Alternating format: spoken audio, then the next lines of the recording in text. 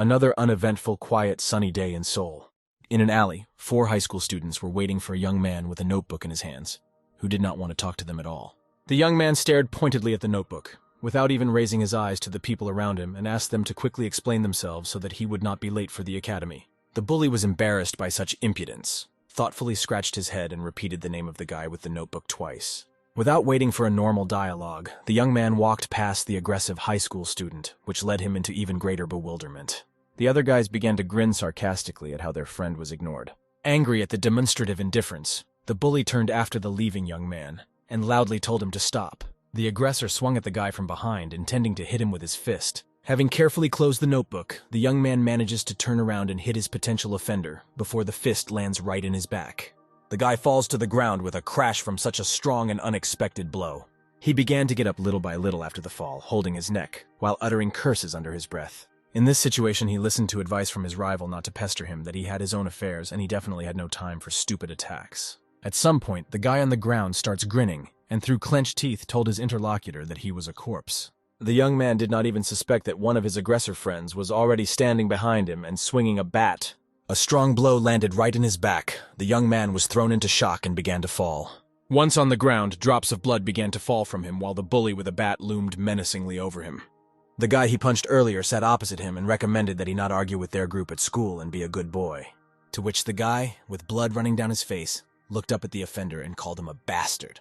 The bully was angry that his victim resisted to the end and decided to test his pride. He told his company to take care of him. The guy began to move away, simultaneously watching as 3 tall guys began to beat the lying schoolboy. Suddenly, purple sparks began to fall from the sky, which confused him greatly. He noticed that there were more and more of them, and could not understand what they were. When I turned around, the space next to the scene of the beating was filled with these mysterious sparks. The group of bullies began to look at each other, wanting to make sure whether it seemed to each of them.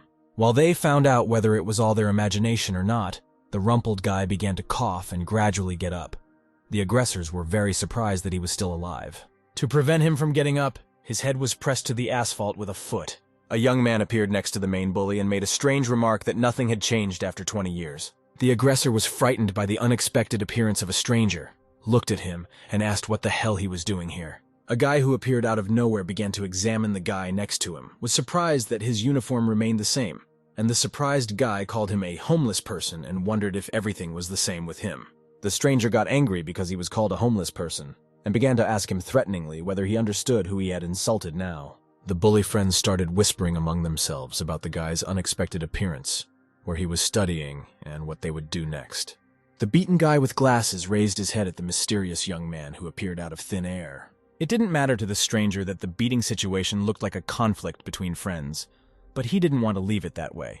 The bully started poking at the young man and telling him to go where he was going, so that some homeless person wouldn't interfere in their business. The stranger listened to the instructions of the high school student, which said that it was time to stop pretending to be someone if he did not want to be beaten. The guy didn't understand why the youth had become so rude and informed his interlocutor that he himself was a great high school student, 20 years older than them. The bully punched the guy opposite him in the chest and asked him not to talk nonsense and to run away while he could. In response to this blow, the guy rudely and unexpectedly grabbed, as he called him, the junior student by the arm and began to threaten him with breaking his arm if he did not stop enraging him. The guy pulled his hand out of his interlocutor's hand and called him crazy. The bully swings at the guy, shouting that he's in trouble. A stranger with a calm face looks at the fist that flies straight into his face, but he manages to dodge the blow and the fist flew past his head. The bully was surprised that he did not hit his opponent and did not understand where he had gone. The mysterious guy found himself at a distance of a couple of meters from the aggressor and informed him that he had gone too far, calling his interlocutor a high school student who was gone. The guy raised his hand to the level of his face, saying as he did so that they would get more of theirs, but first they would see something incredibly frightening. He began to perform maneuvers with his brush and something began to happen. The guy raised his hand even better and whispered to himself incomprehensible and mysterious phrases. After he raised his hand even higher and stopped mumbling, he snapped his fingers. The group of bullies stood in bewilderment at everything that was happening and simply watched. But after the click, nothing happened and the situation became ridiculous. The guy looked at his hand and didn't understand why nothing had changed. He clicked again and again, waiting for something to happen, and did not pay attention to related questions from others about what he was doing. The guy didn't understand why his magic didn't work. The main bully began to get angry and asked a rhetorical question about what was wrong with today. He glanced at the beaten high school student, who was still lying on the ground, and remembered how he tried to contradict them. He looked at the clicking stranger, whom he thought was crazy. The stranger stopped clicking and glanced at the aggressive high school student. He began to slowly turn to face him and looked at him menacingly. Coming a little closer, the mysterious guy informed his opponent that he had finished the game. He began to raise his pursed finger to the bully's forehead, but he did not have time to analyze the situation and stood in a daze. The guy hit him with such force that the high school student flew off. The bully falls backwards with enormous force. The blow from an ordinary finger was so crushing that the wall on which the blow fell cracked. Everyone else watched what was happening with their mouths open, unable to move from their place in surprise. The stranger stood opposite the fallen guy and looked at him. The guy, rubbing his finger, asked the others about who would be next. After some time, the whole company of bullies lay on the asphalt after a short fight with a magical stranger. The head of the company continued to lie in the same place where he fell because he lost consciousness. The schoolboy who was accosted by this company looked with admiration at the guy who had scattered all his enemies in no time. He was surprised by how with one finger he scattered 4, albeit insignificant but strong guys. The guy became interested in who this stranger was. The shabby guy shook himself off, stood up from the asphalt, and thanked his savior. The stranger said that there was nothing to be grateful for and asked what day it was. The guy repeated his question, to which the interlocutor replied that today is September 10th. Next came a question about the year. The young man with magical abilities was extremely surprised that it was already 2021. He expected that he was in 2036 and wondered what had happened to him. After that, the guy turned around and began to move away from the battered young man, advising him not to get involved in fights anymore. Watching the guy savior leave, only one question popped up in his head. Who is this guy? Having moved some distance away from the student, he raised his hand above his head. The guy snapped his fingers and repeated the word teleport twice, and the watching young man realized that he was too crazy for a second year. But again, after the click, a miracle did not happen, and the guy began to return to the young man, and he was spinning the thought in his head that he did not want this. He only wanted the stranger to leave. The magician guy asked what the name of the rescued schoolboy was, to which he replied that his name was John. The stranger, after learning the name, decided to ask a new acquaintance for a favor. He leaned slightly towards John and asked if he had money, but he did not immediately understand the question and asked again. The guy began to explain to the schoolboy in a whisper in his ear that he had returned too early and could not use his magic yet. And at that moment the schoolboy had in his head the thought that the crazy person had driven him into a corner. The young man told John that he had just returned from another world to Earth using molecular teleportation, but in the process, something happened to the mana control system. He usually used the teleport to move to his home, but now it does not work. And the student decided to help resolve the situation with 2001. As a result, the guy with magical powers had as much as 5001. He walked down the street and thought about how good a guy he had met, that he would have to somehow repay him for the generous gift. Walking past store windows, he looked at his reflection and thought about how lucky it was that only 5 earthly years had passed. And this is not so much, and he is only 24. His parents are about 50 years old, and his younger sister, it's been a whole 7 years now, and she must have grown a lot. While walking, he noticed a very strange phenomenon for him. The military were standing near the metro, and he did not understand what this was connected with and what had to happen for this. The guy decided to ask the schoolgirls passing by why the military were standing right at the entrance to the metro and addressed them politely. They looked at each other. They, laughing a little, answered him that this is a normal phenomenon. Military personnel at the entrance to the dungeon, and jokingly asked if he had come from North Korea. The guy didn't understand what the girls meant and watched them leave with a look of incomprehension. He saw an entrance where there were no military men and decided to go down into this dungeon. The young man saw that the passage further was locked. Turning his head, he saw a post on which the keys lay. Without thinking for a long time, the guy opened his way further, and after he went a little deeper, he saw that the metro was not working. His assumption was that the metro stations were completely closed. He couldn't answer himself why he had gone down there, and suddenly a notification appeared that he had entered the dungeon through the first entrance. The guy was also notified that the dungeon was being cleared. He could not understand what had happened to the Earth over these 5 years. When he tried to return, it turned out to be impossible. The guy realized that the door was locked for a reason, and that he needed to find some kind of return stone to get out of there. He heard a rustling sound and glanced around the room behind him. It was difficult to understand whether it seemed to him or not. It felt as if monsters were coming towards him. Hearing another strange sound, he was sure that he was really not alone, and a huge, toothy, and red creature was attacking him from behind. The guy manages to bend down, and the creature jumps over him. He showed his palm to the likeness of the animal and uttered the word curb. But the spell did not help, and the creature jumped on the man again. And again the guy manages to jump away from his potential threat. He recognized that in front of him was a creature called a drabbit, a monster from Alphen, and he understood that he had forgotten there. Noticing a crowbar next to him, the guy quickly reached for it. First, it was necessary to get rid of the terrible monster. He pierced the head of the terrible creature with a crowbar, thus killing it even if his magic did not work, but all the same, the drabbits were nothing to him. Turning around, he noticed that Drabbit was not alone. There were many of them. They were all aggressive and lined up in a row, he assumed on purpose, but he was not afraid. After a couple of minutes, all the drabbits were destroyed. He understood that at least he dealt with them calmly, but if someone stronger came, problems might arise. A new notification popped up in front of him, telling him that his level had increased. The guy couldn't understand whether this inscription made sense, because his strength disappeared, and the fact that he was now a novice was revealed. Looking at the killed monsters again, the young man began to think about this increase in level, and realized that he saw nothing wrong with becoming stronger while the drabbits were running around the city. From the screen that appeared, he learned that due to returning to the first level instead of the 99th, he was given points of characteristics and skills. But what kind of skills they were, what the combination box and the achievement store on the screen meant, he could not understand. Having studied the screen a little, the guy learned to combine materials to create an item, understood how the achievement store works, comparing it with online shopping, and chose the skills he now needs to search, detect, and summon a skeleton soldier. But it turned out that he did not have enough points to meet his needs, and decided to raise his characteristics for now. While he adds points to strength, agility, health, intelligence, mana, recovery, healing, and control, in the end he has no unused points left. The young man took the crowbar he used to fight the monsters in his hands, and decided to check how his strength had changed. He swung this crowbar. The speed developed such that the metal bent. The guy liked it. The goal was set, to find the Stone of Return, and this would require 10 points. To get the search option, it was necessary to kill 5 more drabbits. And suddenly a drabbit runs out of the darkness towards the guy. He is not afraid. He is driven by the desire to get out of the dungeon as quickly as possible. He was even pleased by the fact that the terrifying creature itself was running straight into his hands. After some time, he kills the last one and exhales tiredly. After the work done, his level rose to 3. There were too many drabbits, and they still could not end. Having acquired the required number of points, the young man finally acquires skills such as searching and tracking. After the acquisition, he immediately ordered a search to find the return stone, and it turned out that there was none nearby. He needed to go even lower to find the treasured stone, but the guy didn't particularly like this prospect. He realized that it was risky to fight the drabbits from time to time, and was not his thing, and decided to acquire something in the skill book. The young man distributed 10 points between mana and control and moved his palm to the side. He loudly ordered his subjects to rebel and used his magical abilities. Skeleton soldiers began to appear from the concrete floor. The guy led them on their first hunt in a long time. Skeleton soldiers and terrible morons ran at each other.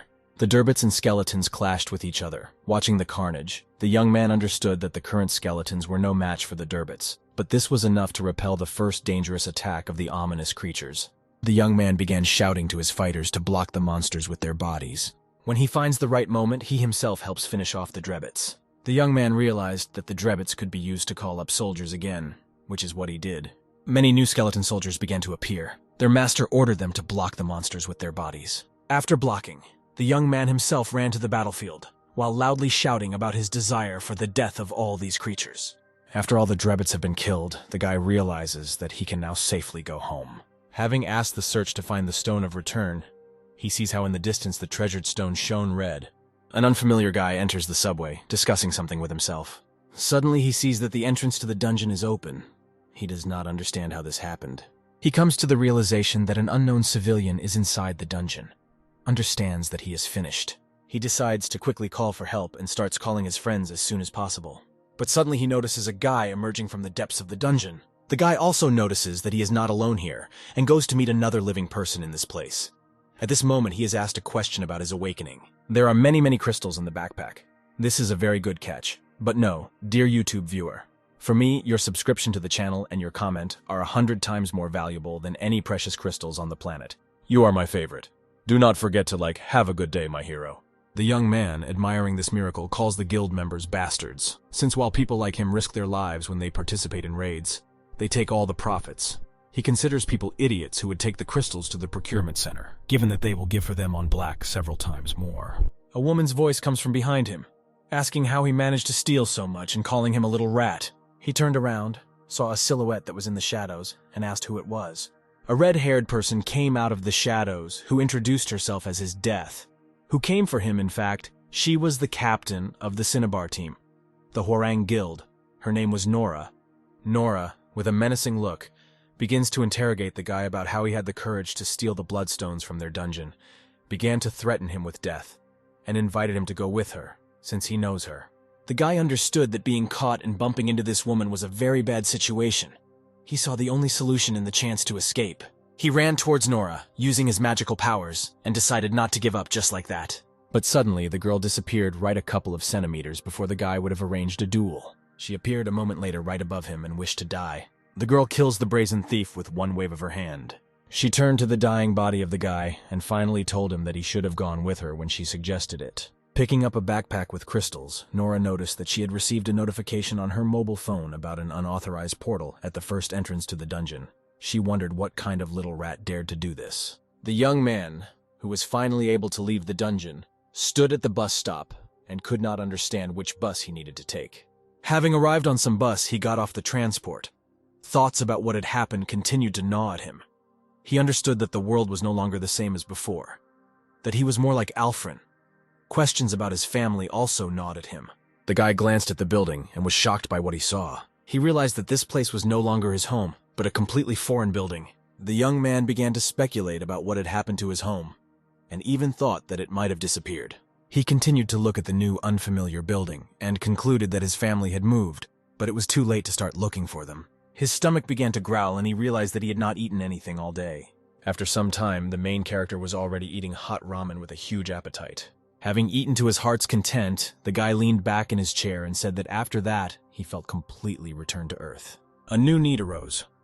To go to the shower, he did not want to go to the bathhouse, but at the same time, he did not have enough money for an alternative internet cafe. The thought came about spending the night in the subway. The idea of the subway began to fall away after he remembered that it was all infested with monsters.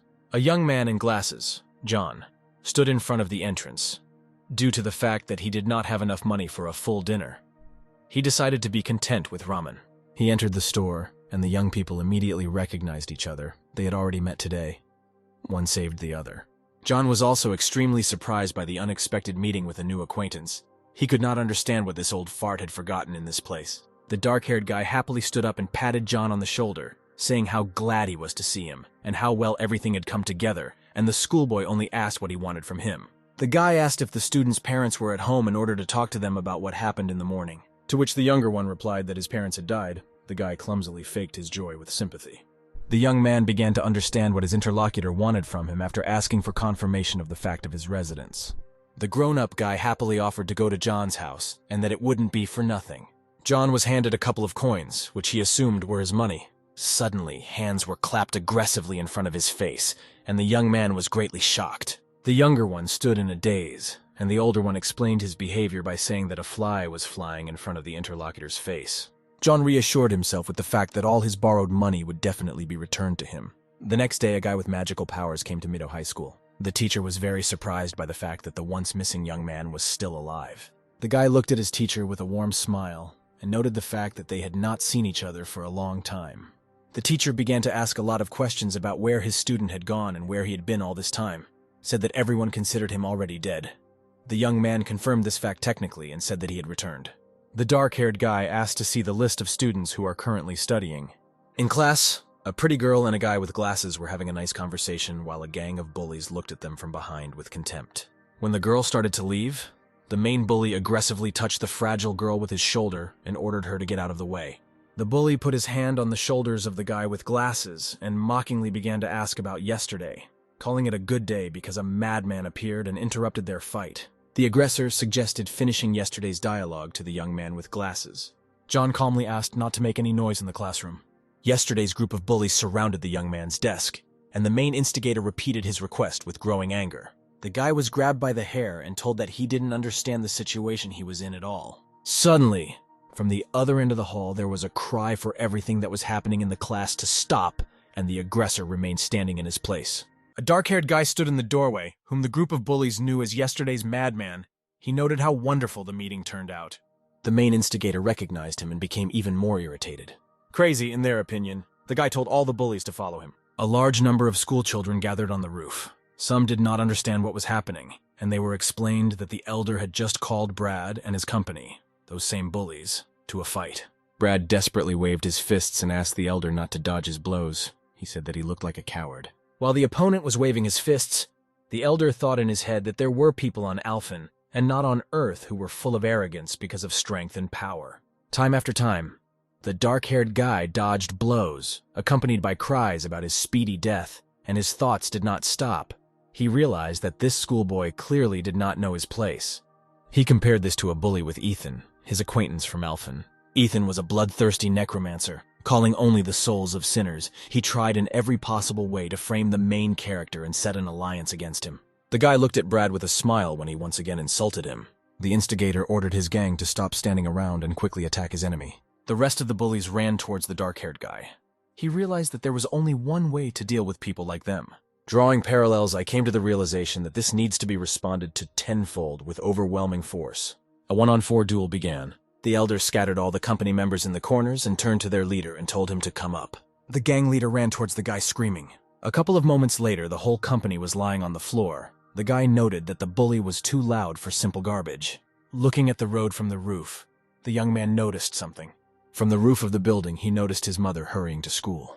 Mother and son began to hug after a long separation. Tears of joy flowed from their eyes. The son also shed tears from the hugs of his beloved mother. According to his mother, right after he disappeared for 5 years, there was an explosion of dungeons all over the world. Subway stations became dungeons in an instant. His father died on the way to work, and his mother had to take care of his younger sister, Mia, alone, due to the fact that their family was not wealthy. The family's financial situation quickly deteriorated because Mia got sick. Every day was torture. The kind son decided to help his mother and pick up his younger sister in kindergarten, and told his mother to stay at home and be careful.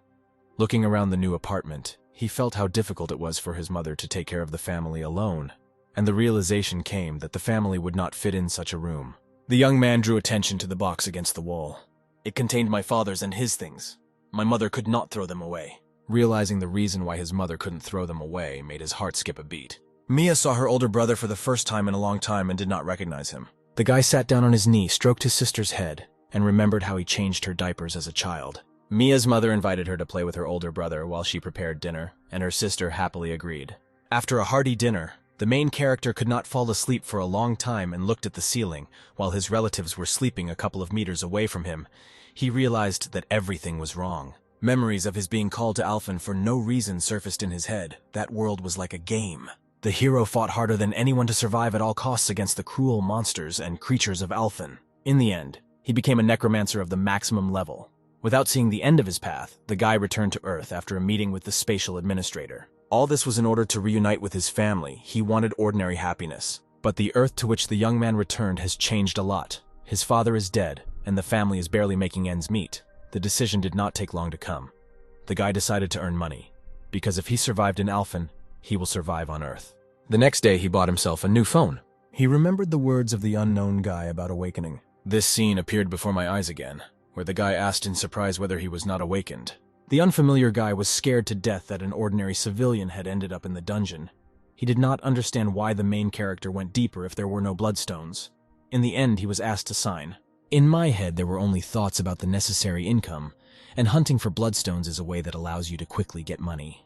The guy decided to tell his mother that he would live with his friend for now and prepare for the entrance exams. Once again, he decided to ask John for help. Although he was ashamed of it, he was going to repay him later. But when he called the number left for him, it was not John who answered him at all, but an unknown man from an employment agency. This confused him. He double-checked the number several times, but dialed it correctly. It turned out that John had deceived the guy and left him his wrong number. A young man in glasses walked along the corridor of his floor and remembered the main character. Regretted that he had not thanked him. The company of bullies would no longer approach him. Entering home, John began to take off his shoes and heard a voice from the living room.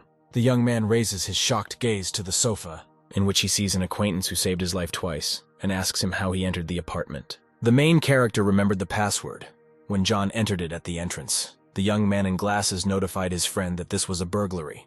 The guy excused himself by the fact that he called him and asked him to better answer his question. John jumped and hit the table in surprise. His friend had awakened. The young man didn't understand how he hadn't thought of this before. The dark-haired guy was interested in the average earnings of awakened people. Earnings depended on the dungeon. First, the main character needs to register as an awakened one in the association, then join a guild and go on raids. It was still possible to get a job in an association or administrative bureau. The elder decided to ask whether it would be more profitable for him to clear the dungeon alone, to which the younger replied that, of course, it was more profitable, but it was also too dangerous, so it would be better to join the guild. For the guilds, it was necessary to pass entrance tests, and the eldest had neither the strength nor the time for this. The money was needed urgently, for which the interlocutor advised at least forming a group. Later, John asked his interlocutor to download the application on a new phone. The elder gave his phone into the hands of the younger, since he himself could not figure it out. The phone was very old, even ancient. John even assumed that it was the former phone of someone from the family. The guy was deceived and told that he was new, although he graduated 4 years ago. I remember the purchase scene. The seller with a feigned smile talks about the old phone as the best-selling, most durable model. The phone was very slow, but John still downloaded the dungeon forum onto his phone. There you could find information about dungeons and book them. The dark-haired guy asked a question about whether he could clear the dungeons that he found in this application, but the young man had already said that first he needed to measure the rank of the awakened one. Otherwise, he would simply die. It turns out that you have to pay to enter the dungeons. Even the low-level ones require 10,000 won. John watched as his interlocutor delved into the new proposal, but suddenly he turned to him. Once again, his newly made friend asked the young man for a loan. The main character, on John's advice, went the next day to the Awakening Management Bureau and was already waiting in front of the exam room. There was a black aura around the guy, which surprised everyone around him. No one understood how it happened. He stood in front of the dead rabbit, a black aura filling the space around him. The guy ordered the dead animal to rise. At that moment, a skeletal soldier of impressive size grows out of the rabbit. Everyone was so surprised by this ability that they stood with their mouths agape. The skeletal soldier stood next to his master, the creature holding a sword in his hands. The skeleton had fiery flashes in its eyes. He was told that he had the abilities of a necromancer. He said that he knew about it. People couldn't stop being amazed by this. It was the first time they had seen a person with such an ability. The summoner's abilities are assessed by the combat abilities of the summoned familiars, asked to order the soldier to attack. A hologram of a goblin appeared in front of them. The guy ordered his soldier to show all his power. The main character was assigned an F rank. He asked how high this rank was. It turns out that it was the lowest rank, but the guy didn't care. Who would even care about rank if he could enter the dungeon? The summoned familiar's power was weaker than expected, but it was still a unique ability, so finding a group would not be difficult. The guy stood on the street and chose a suitable dungeon for himself. A stranger approaches the main character and offers to join their group. There were 7 of them in the group, so there was room for the dark-haired guy. The guy refused, saying that he could handle it himself. The leader of the group, a green-haired guy, did not understand why the hero would spend so much money on entry if he could not carry many bloodstones due to the time limit. The guy thought about it, and the group members realized that he had only recently begun to engage in such activities. The green-haired one asked the protagonist about his rank, to which he answered honestly. The group leader realized that the guy opposite him didn't know much, suggested that he consider this as an experience and join them, and introduced himself as Mason. The entry fee is based on the maximum number of participants.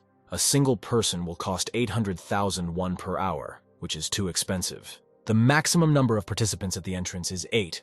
To enter alone, you need to pay for 8. Therefore, in order to mine stones more efficiently, it is better to go as a group. The guy understood that he needed to get information, so going in a group is not so bad.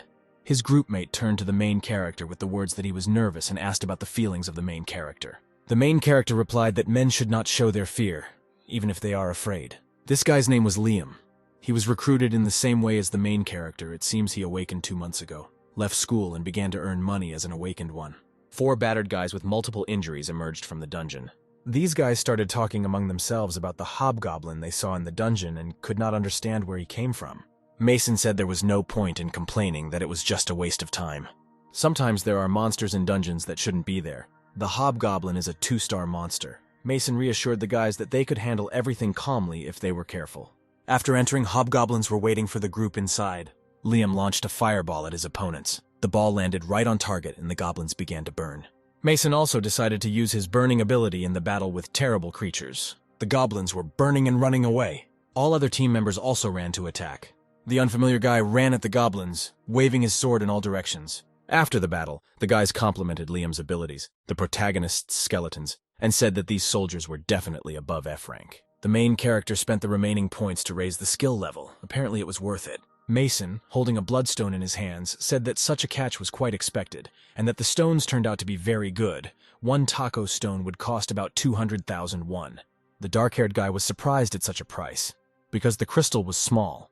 Now it became clear why the awakened ones risked their lives, and the entrance fee is just pennies. They were only at the beginning of the dungeon. 1-star dungeons were not even close, but 2-star dungeons were a gold mine. They went down to the top floor and wanted to give it their all. There they met a huge hobgoblin, the leader of the little ones. Mason ordered not to be scared and to use the usual formation. The main character suggested that the green-haired one be a little more careful. Mason said that he learned the manual. The main ability of the huge goblin is a magical attack. The ability of one of the guys in the group, Thomas, is to create barriers. If you block the first attack and get closer, then victory will be ensured. The main character decided not to argue since the leader said so. Thomas began to block the attack, with members of the group supporting him from behind. He did his best to make the blocking work. Mason ordered an attack and used the burning ability on a huge monster. But despite this, the goblin continued to repel the attacks. Liam decides to help the commander and launches a fireball at the hobgoblin. The main character understood that the situation was extremely dangerous, and these monsters were among the monsters he met on Alphen. Compared to ordinary ones, these had high intelligence. For example, they could cast spells. Participants began to notice that the goblins began to change. One of the goblins threw some kind of piercing object into the neck of one of the participants. His body began to go numb. No one understood what was happening. The guy began to fall to the floor. Veins began to appear on his neck and face. What the main character was so afraid of happened. After all, the real danger of hobgoblins was not magic and strength, but the ability to lead thanks to their high intelligence. The goblin squad leader is not just another 1-star monster. Mason began to shout about retreating from the battle in order to quickly get out of this place. Liam launched a fireball at the goblins to delay them slightly. Mason understood that they could not cope. They needed to retreat immediately, but the participants did not understand what to do with Thomas, whether to leave him or not. The leader decided that Thomas was dead and once again ordered everyone to retreat. The goblins continued to attack the fleeing group from behind. One of the attacks hit Liam, he fell, and the group continued to run away. They decided to leave him. The main character remembered that he had not hunted goblins for a long time and went on the attack. He did not go into battle alone, but with his army of skeleton soldiers. Goblins under the command of a hobgoblin would be more difficult to deal with, after which he decided to attack the huge monster. While the skeletons were fighting the goblins, he needed to kill their leader. The main character puts a crowbar through the head of a huge hobgoblin, attacking him from above. After this murder, the guy was promoted to level 6. He became convinced that doing everything by himself is much better than in a group. He heard Liam grunt behind him and turned. Liam asked his friend for help in a quiet voice, and he was surprised that he was alive. The main character wanted to know what bonuses he would get if he helped Liam. He suggested not telling anyone that he had a D rank. The dark-haired guy didn't care at all whether anyone knew about it or not. Help was provided to Liam in return for which he collected bloodstones. Looking at the main character, Liam could not understand how he could be F rank, because he can hunt 2 stars. This is already D rank. In addition, he summons skeletons and uses the search to find bloodstones. He also cured Liam by pumping something out of a corpse. Taking all this into account, he must be C rank. The dark-haired guy asked how much he would get for these bloodstones, followed by Liam's answer that it would be 800,000. It must be good, considering that he only paid 100,000 won. The main character immediately notified the guy that all the crystals belonged to him. It turns out that saving Liam will cost him 2 million won. They went to look for the return stone. Suddenly, a notification of low bloodlust detection was displayed. The dark-haired guy immediately stopped his partner. The guy immediately realized that there was an ambush in front of them because there were more monsters. He shouted to his escaped teammates to come out. After they went down, they were shocked because the 2 of them killed the monsters that the other team members were afraid of. The main character told Liam that they would have been attacked if they had come a little closer. The cured guy asked about the further plan of action. The owner of the crystals of this dungeon began to shame the rest of the team for running away like the last cowards. He thought they should have waited for the 2 of them at the barrier. Mason decided to remind them that they are all one friendly team. The explanation was that they simply returned to clear the dungeon after a tactical offensive, but all the monsters were dead. The main character asked not to play with him because they just wanted to escape after receiving the return stones, and now they saw that everything had been cleared out here, and they wanted more crystals. The guy pointedly poured all the stones of blood onto the floor, which surprised everyone. If they so want, they can try them now from the main character. To which Mason replied that they are not so stupid as to attack him, because he killed monsters with whom they could not do anything. Mason said that he was sorry that he left him and Liam, but his life was on the line. It was worth expecting this. The team simply returned for the return stones, but since they cleared everything out, then there was an opportunity to take Thomas's dead body. The main character was attacked by doubts. He could have confused the premonition of monsters with an ambush. He thought that he had become nervous after 20 years on Alfrin. But before he had time to think about it, Mason began to attack him with his ability. The leader of the unsuccessful group jokingly asked not to hold a grudge against him, saying that the awakened ones are all the same. At the entrance to another metro station, the guys thanked the red-haired Nora for her work. Her phone rang, and she was told that they had found an intruder. It turned out that there was no information about the intruder, but it was known that he registered as awakened today. Mason put a knife to the main character's stomach, but he was not afraid of such insolence. He knocked the knife out of his hands and knocked his potential threat to the floor.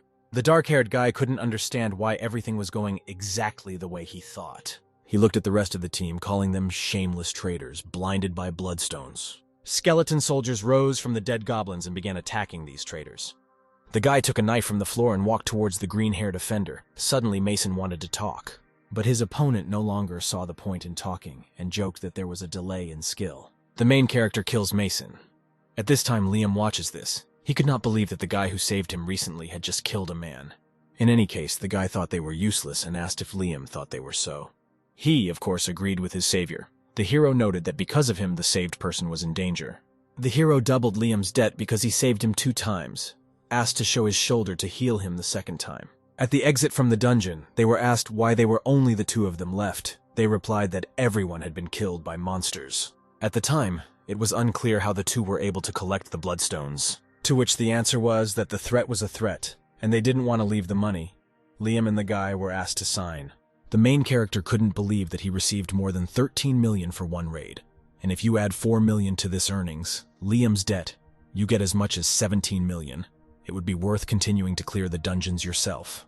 Liam's thoughts were less joyful. He didn't have 4 million even with savings. He was thinking about asking for a price reduction. He called the main character. He turned and reminded his partner that he did not like it when a knife was stabbed in his back.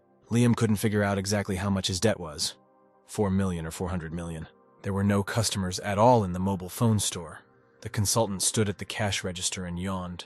The main character aggressively opened the door with his feet and went inside. He grabbed the customer by the collar and lifted him upstairs. I slapped the blonde consultant a couple of times. The consultant considered this man crazy, because in such a situation and with such blows, his life could have ended.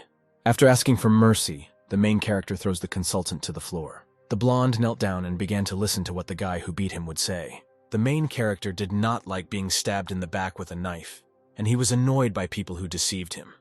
The consultant could not remember when he managed to deceive him. The dark-haired guy held out an old phone which was sold to him yesterday in this store. To the blonde's face. He could not recognize in today's bastard who treated him like that, yesterday's simpleton whom he had fooled. After a while, the hero was already walking down the street with a new good phone, still angry with the seller. Suddenly, the hero is called from behind by Kevin. He looks around and sees that he's surrounded. Nora talks to him. She is surprised at how he cleared the station alone and calls him fearless. Kevin indiscreetly asks the girl about her origin.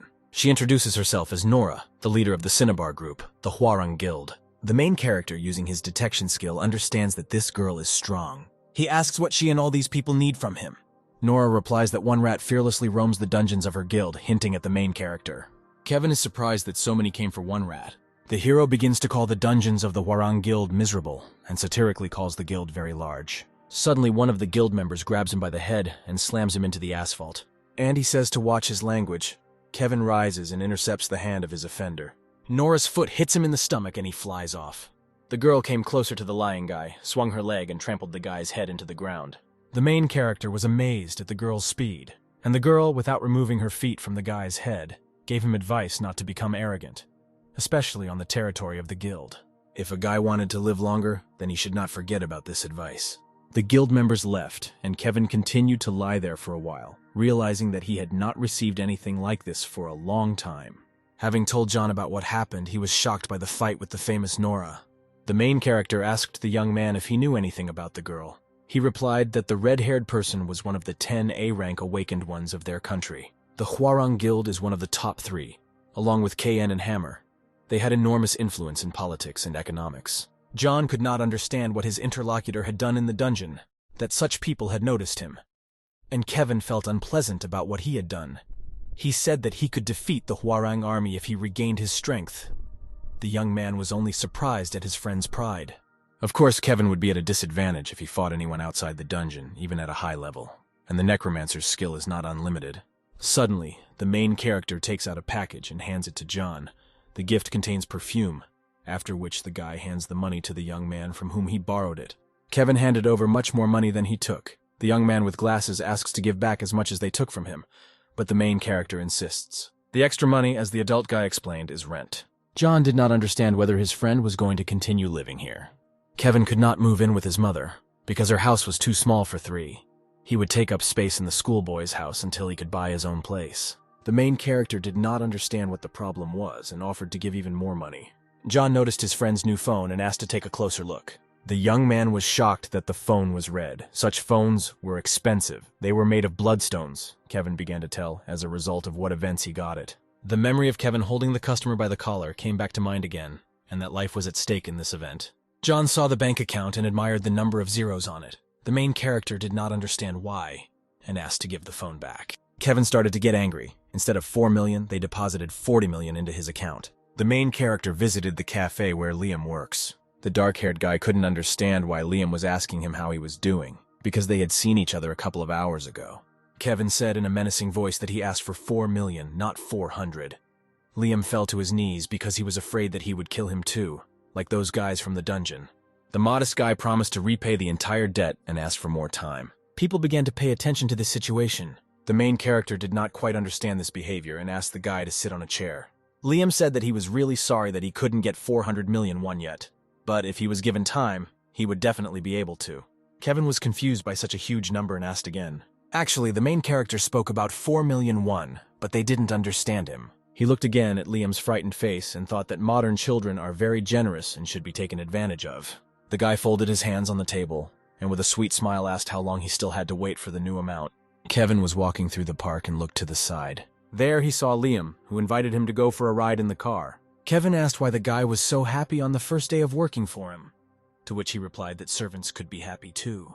It turns out that Kevin came up with something to get Liam to repay his debt in a different way. Liam offered to be the main character's manager. He could handle dungeon selection, booking, selling bloodstones. He could do all of this for him, even drive the dark-haired guy around. The main character realized that he wanted to pay off the debt with work because there was no money. Liam said that the guy understood him correctly. The guy with a mysterious grin agreed to such repayment of the debt, but they set a deadline of 1 year. They also promised to share because it would be too difficult for free. Liam was very happy about this and thanked his new boss from the bottom of his heart. Kevin looked at his driver and realized how lucky he was because he wanted to return the excess, but in the end, he received a servant. The main character asked his servant to do a good job, and 10% of the profits would go to Liam. The main character asked the modest guy if he had found the dungeon he was talking about. Kevin asked for a 3-star dungeon with the largest number of monsters. Such a dungeon was Entrance 3. There was a swarm of Reiki. Entering the dungeon, the main character told his partner to keep his eyes open. A board appeared in front of Kevin on which he could choose to spend all his points in control. The number of skeletons he controlled has grown to 19. The main hardcore run is about to begin. Skeleton soldiers began attacking the Raki with their makeshift swords. During this time, Liam managed to collect all the bloodstones from above. Kevin praised his partner's work, but he was surprised that his friend managed to clear the dungeon so quickly. Usually a Raki dungeon raid took 2 hours, but here it took just 15 minutes and alone. Kevin sat down to rest a little after working so quickly. He reached level 7 and gained some achievement points. Having looked at the abilities in a little more detail, he saw that the summoning of a skeleton mage, which he could learn at level 10, would be nice if he opened them in the near future. Liam said that everything was ready. He found the Stone of Return. Only 27 minutes had passed since entering the dungeons. Kevin paid for 4 hours, which meant they could do it 7 more times. He told Liam to get ready quickly. The Bloodstone sales department charged Liam 53.2 million won to his account, which left him extremely shocked. More than 50 million in half an hour. At this rate, it will soon be 400 million. His share will be 40 million.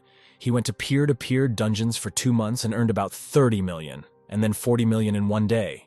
Liam told Kevin that earning that much for one was amazing.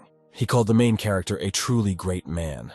The hero asked his partner not to fuss because there were still 7 such approaches left. Liam believed it was a godsend opportunity to become Kevin's manager. In the office, a young man who was calmly making coffee for himself receives a call. He picks up the phone and introduces himself as Captain George, asking what happened. They wanted to report to him about the morning trip of 2 guys to the dungeon, where they bought tickets for 4 hours, but there was something wrong with them. The guy thought that they had died and did not see anything strange in this, but the situation was different. It was about the time spent in the dungeon. Their first raid took 30 minutes, and now they finish in 11 minutes. This time, they only spent 9 minutes, 47 seconds. The man was shocked by such a short time. He was asked to find out a little more information about them. He was informed that the guys were F rank, which made the man even more surprised. He asked the subscriber to be in touch so that after new circumstances were clarified, he would be called back. According to the data that the employee found, one of the guys was registered yesterday, and the other just 2 months ago. 2 newcomers cleared a 3-star dungeon in 10 minutes. This is nonsense. There was a big mistake in determining the rank because it was a minimum of C rank. Those awakened with C rank abilities are likely to become high ranking. He had not seen such potential for a long time. They looked at the guys through the TV screen and discussed their trip to their dungeon. After Kevin, they began to discuss Liam, a special fire magician, because in their opinion, the main character had the main power. Nora was asked what she thought about the necromancer. She, of course, thought that the guy was unusual, but not that unusual. He must have at least a C rank. The company had 2 assumptions. Either the guy was hiding his abilities, or he was growing at a crazy pace. Nora said she doesn't remember awakenings growing so fast anymore. But her interlocutor remembered such an awakened guy who rose from F to A rank. His potential was a secret, until he reached first place in South Korea. It was David. Nora asked not to compare these 2 people. The Hwarang Guildmaster, William, asked to bring Kevin to find out this man. Liam sat on the floor surrounded by dead rakia and cut them up. He thought that money is of course good, but so he can move his skates. He will be the first to die when extracting bloodstones. Liam suggested that Kevin take a break, and he jokingly said that his modest friend was quickly exhausted. But the main character still agreed to rest. They were very refreshed by the water. They had 1 hour and 12 minutes of time left. According to Kevin's calculations, he had already received about 400 million won, which should be enough to buy a house for his mother and little sister. The main character stood up and told Liam to collect stones while he protected him. The guy ran into battle at high speed. He ran past the fighting skeleton soldiers while simultaneously killing monsters.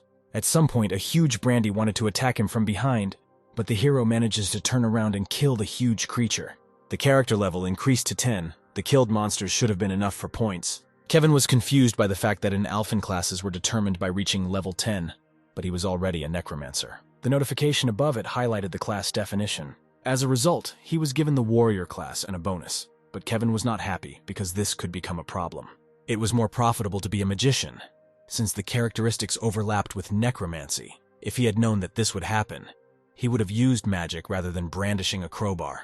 The reward for the class was displayed. The main character didn't really know what it was. A warrior's weapon appeared in front of him, which looked like an ordinary steel pipe. His weapon was called a steel staff.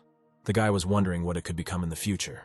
He also received a necromancer bonus, a demon seal catalyst. This is a magic crystal that necromancers receive upon reaching certain levels. 7 crystals inside are great familiars incomparable to skeleton soldiers. The guy was wondering who he would get this time, and opened the seal. Bibi appeared in front of him, a little bright girl with wings. She immediately asked the question of where her master had gone. The girl rushed into Kevin's arms because he was her master, with words about boredom without him. The main character was surprised that Bibi did not stay on Alphen. It turns out that all the familiars after his departure were placed in the seal space. The girl smelled a strange smell and asked about its origin. The smell came from dead rakia. These stench were similar to the smell of Threnet subjects from Alphen. Kevin was amazed by this fact. Threnet is a demon who invaded Alphen from a mysterious dimension. He destroyed 90% of the population. Kevin never fought him, but his subjects often invaded Allendal. Apparently, Threnet has now begun to invade the Earth. Kevin thought he had escaped Hell, but Hell is hot on his heels. At the exit from the dungeon, a representative of the Hwarang Guild was waiting for the 2 guys. The representative asked where the guys were now, to which his interlocutor replied that they came in 8 minutes ago and should return soon. But the interlocutor said that he did not call them simpletons, because they earned more than 400 million won. With such power, the guy would also like to clear dungeons of monsters. As soon as Kevin and Liam left, George, the representative, approached them and asked for their time. Their dialogue should have only taken a couple of minutes. Kevin refused and walked past with the words that he was already taking up time, and there was no need to ask. George thought the main character was crazy and apologized for beating around the bush. Getting straight to the point, the representative said that the Hammer Guild wanted to recruit them. Kevin turned around and began to leave, saying that he was not interested. George assumed that the guy simply did not know about their guild. Kevin clarified whether their company was one of the 3 best guilds. The representative realized that he still knew about it. In the ranks of their guild, according to him, there are the most powerful awakened ones. If he wanted to join them, they would provide the best support. Kevin said that he was not in a very good mood and asked not to be annoying. Kevin's little sister was running across the large lawn near the beautiful house. The main character's mother was delighted with the house, but did not understand how her son would acquire such housing. He told his mother that he was awakened and that he had a lot of money in his account. The mother was afraid for her son because it was very dangerous. She had already lost Kevin's father and was worried about him, but he reassured her that he was not so weak. Mia happily ran up and asked about the possibility of getting a dog if they ended up living in this house. The guy patted his little sister on the head and told his mother that this house was compensation for hard times. Mom still looked at her son with concern. Kevin walked along a deserted street without people and ordered Bibi to get out. Suddenly, a cat comes out in front of him.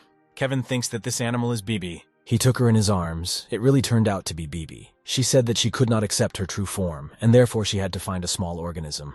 The guy couldn't understand why she could only take on her true forms in dungeons. He asked if she had learned anything about the energy of Tranit, but unfortunately there was nothing new. Bibi said that the environment around her smelled pleasantly of peace. The main character realized that the energy of Tranit had not yet affected this world. They called Kevin from behind and were surprised at his concern for stray cats. Kevin turned around. The head of the Hwarang Guild, William, was standing there. He asked to give him some time. Liam sat on the couch and realized that he could not understand his partner Kevin. He remembered the moment in the car when he asked about the reason why the main character rejected the guild's offer of an alliance. He replied that it was because he hated taking orders from anyone. Liam laughed because even the all-powerful Hammer Guild could not compare with his partner. The guy understood that in fact the reason was not so important, because he would soon be able to drive the car he dreamed of. All he had to do was trust and follow the protagonist. A BMW representative came to Liam and asked if he wanted to sign a contract right now. The guy agreed. In the cafe, William began the dialogue by apologizing to Kevin for yesterday's run-in with Nora. Nora is William's younger sister with an explosive temper. She is very important to the Hwarang Guild, so the man was ready to compensate for any tricky situations. Kevin said that this was not necessary and asked about the purpose of the visit. William said that he watched the guy's success. The progress was stunning. This was impossible for a simple F rank. He believed that the main character was a couple of steps away from the highest rank. Kevin asked about the guild's desire to join them. This is exactly what William wanted. He asked to join them.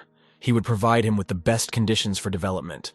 Kevin inquired about transferring the role of the head of the guild if he could defeat the leader. The head was not surprised by the guy's self-confidence, but said that he was not holding the post because of his rank, because he only had a B. Kevin stood up and said that he had lost interest in the conversation. William said that he could tell why dungeons appeared on Earth. It's been 5 years since the underground earthquake, and they still haven't been able to find out anything about the underground. But there are more of them, and the monsters in them are stronger, but this does not frighten humanity. It has plunged headlong into making money on bloodstones. William was sure that the world would sink into chaos if things continued like this.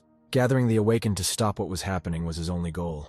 The leader hoped that Kevin would trust them with his power. At the Hammer Guild, the leader was in a terrible mood all day. He was informed that the duo of Kevin and Liam had booked Gate 6 of the station. The head did not understand why they were ruining his mood by talking about this man so early. This dungeon was a 4-star dungeon. Out of shock, the leader spat the coffee back into the mug and ran to the employee.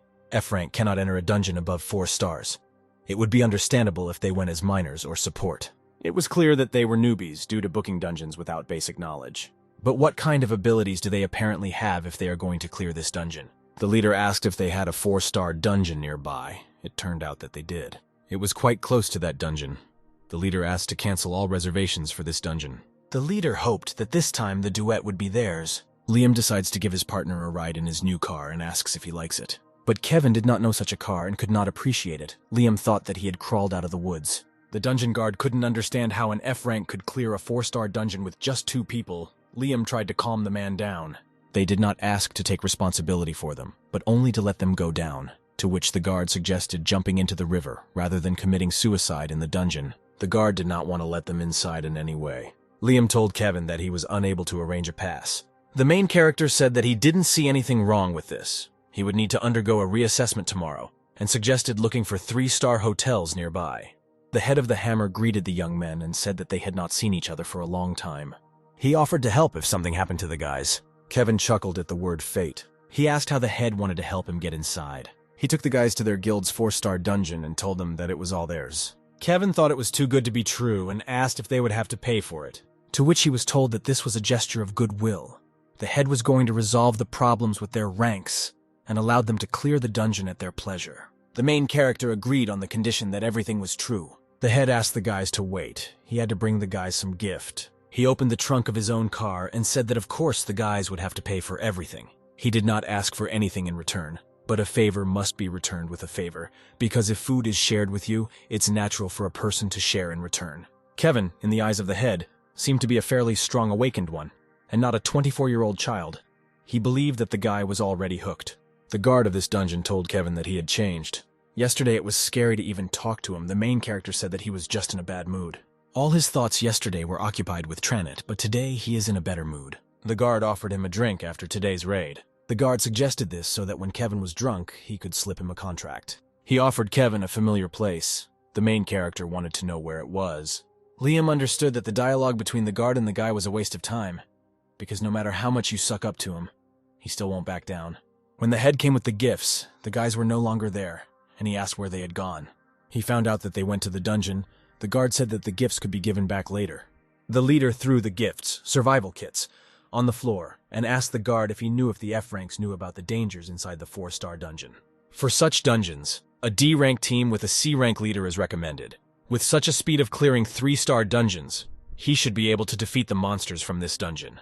But from 4-star to 6-star, dungeons are different from low-level ones. If you go there without information and a survival kit, even a high-ranking one will not return alive. The head thought that the guys were finished. They literally sent them to the grave. Having quickly killed all the monsters, the guys were surprised that the 4-star ones were so simple and began to look for the return stone. But it wasn't where they were, so they decided to go back and look again. Kevin couldn't figure out what the hell was going on, and Liam noticed that the entrance had disappeared.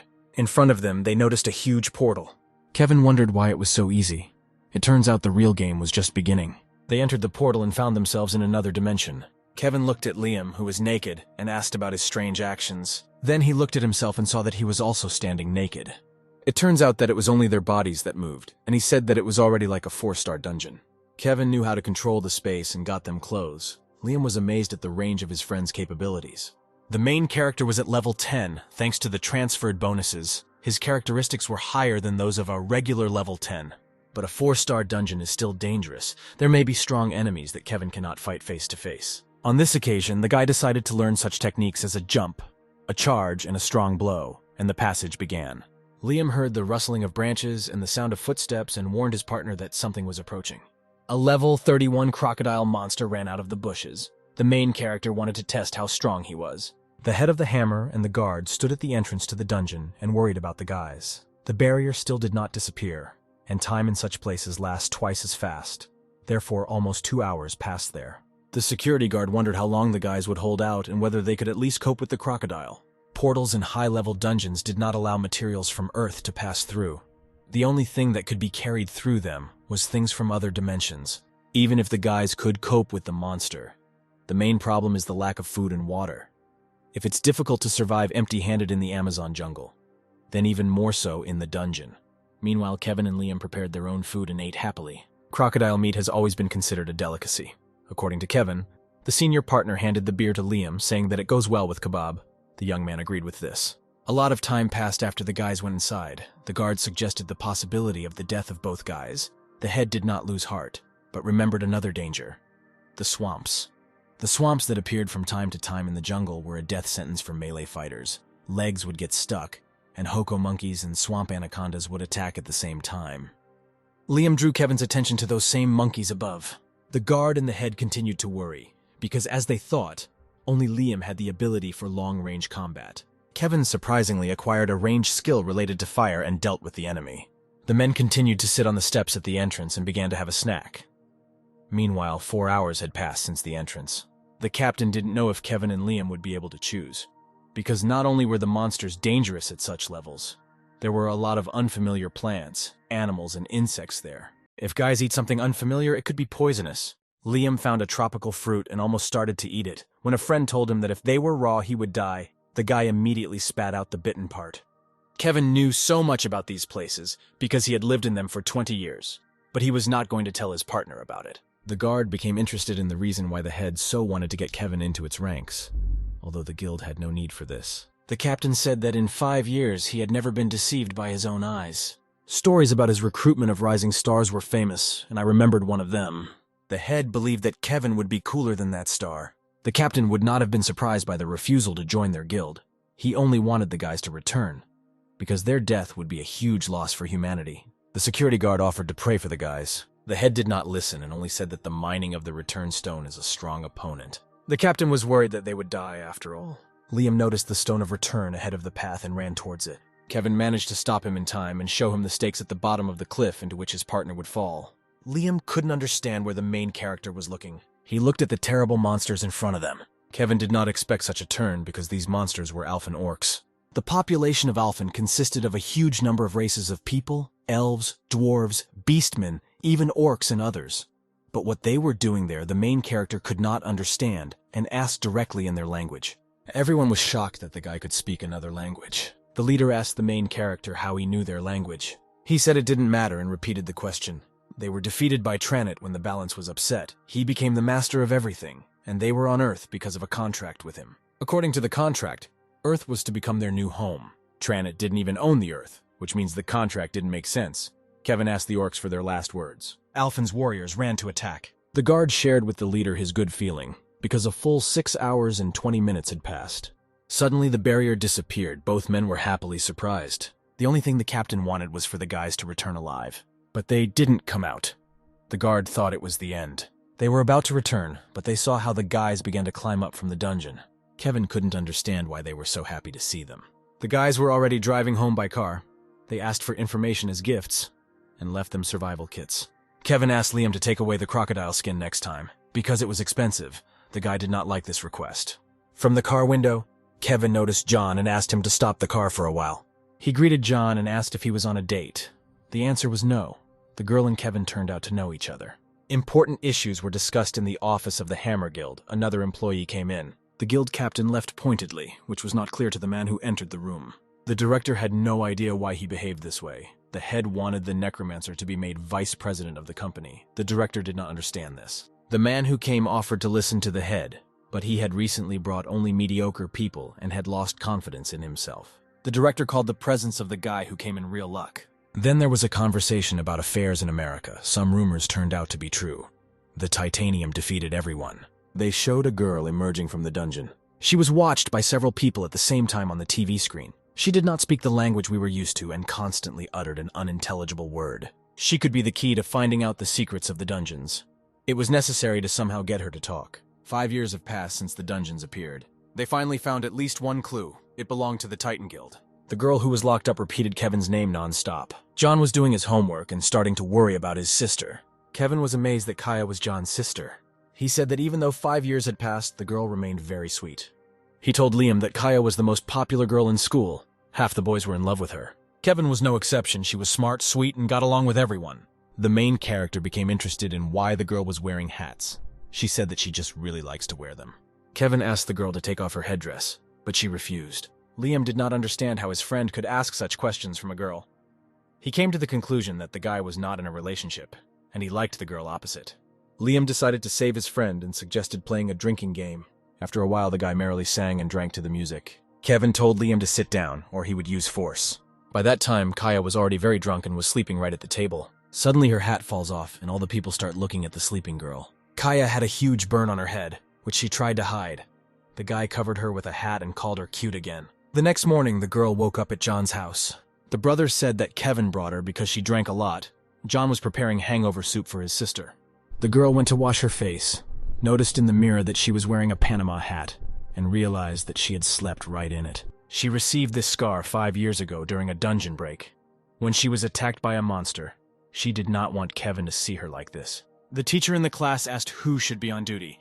Kevin raised his hand, followed by Kaya. They were cleaning the classroom together. When they were already closing the office, she reminded them not to forget anything. Kaya said Kevin is quiet like her brother. She was glad that at least by the second quarter we were able to talk, and suggested we say hello now. She turned to face Kevin and wanted to say something in his ear. It turned out that it was all a dream. The main character woke up, and Bibi woke him up. Liam and Kevin met. The necromancer asked if his partner had found a 4-star dungeon. There are very few such dungeons, and medium and large guilds immediately book them. Everything was too difficult. Kevin was trying to come up with a plan for further action, and decided to call one of his contacts. The subscriber said that he would arrive soon and asked to wait a little. Liam asked who his interlocutor was calling, and he called him a generous tree. A minute later, the head of the Hammer ran into the cafe and apologized for the long wait, asking what exactly they needed from him. The captain told the guys that they were looking for 4-star dungeons on the forum, and it was only good for beginners. He asked me to wait a second and took advantage of the guild's exclusive program. Any guild support team specializes in selecting good dungeons. The captain thought that the guys spent the night in a cafe and noted the possibility of spending the night in any hotels when joining the guild. The head continued to advertise the guild and said that he could provide the house for free. Kevin played along. The captain turned the laptop towards the main character and showed him the dungeons that were free for today. They chose one of the dungeons, approached it, and confirmed the reservation. The captain said that Kevin would be able to go inside soon, but first would he like a cup of tea. At the same time, the head will be able to give him information before they go inside. This would be useful. The man said that the upcoming information was extremely confidential, so the guy would wait in anticipation. On the next side of the street, Liam noticed that the dungeon had gone to 0. The head asked to urgently contact the Dungeon Guard Guild. Reporters arrived at the resettled dungeon, and people gathered around it. The head told Kevin that dungeons come in 3 states: Mine, 0, and Breakthrough. The dungeons they used to go to were mines. Cleared dungeons with summoned monsters. The awakened ones go there to mine bloodstones. The mines exist for about 2-3 months, but when this stage comes to an end, the mines are reset and a new dungeon appears. As they saw, entrance 6 of Seoul University Station had been reset, and now many guilds wanted to get there first. Kevin clarified that it was not the presence of the owner of the dungeon. He wanted to become a new one. The head hoped that he did not even think about trying.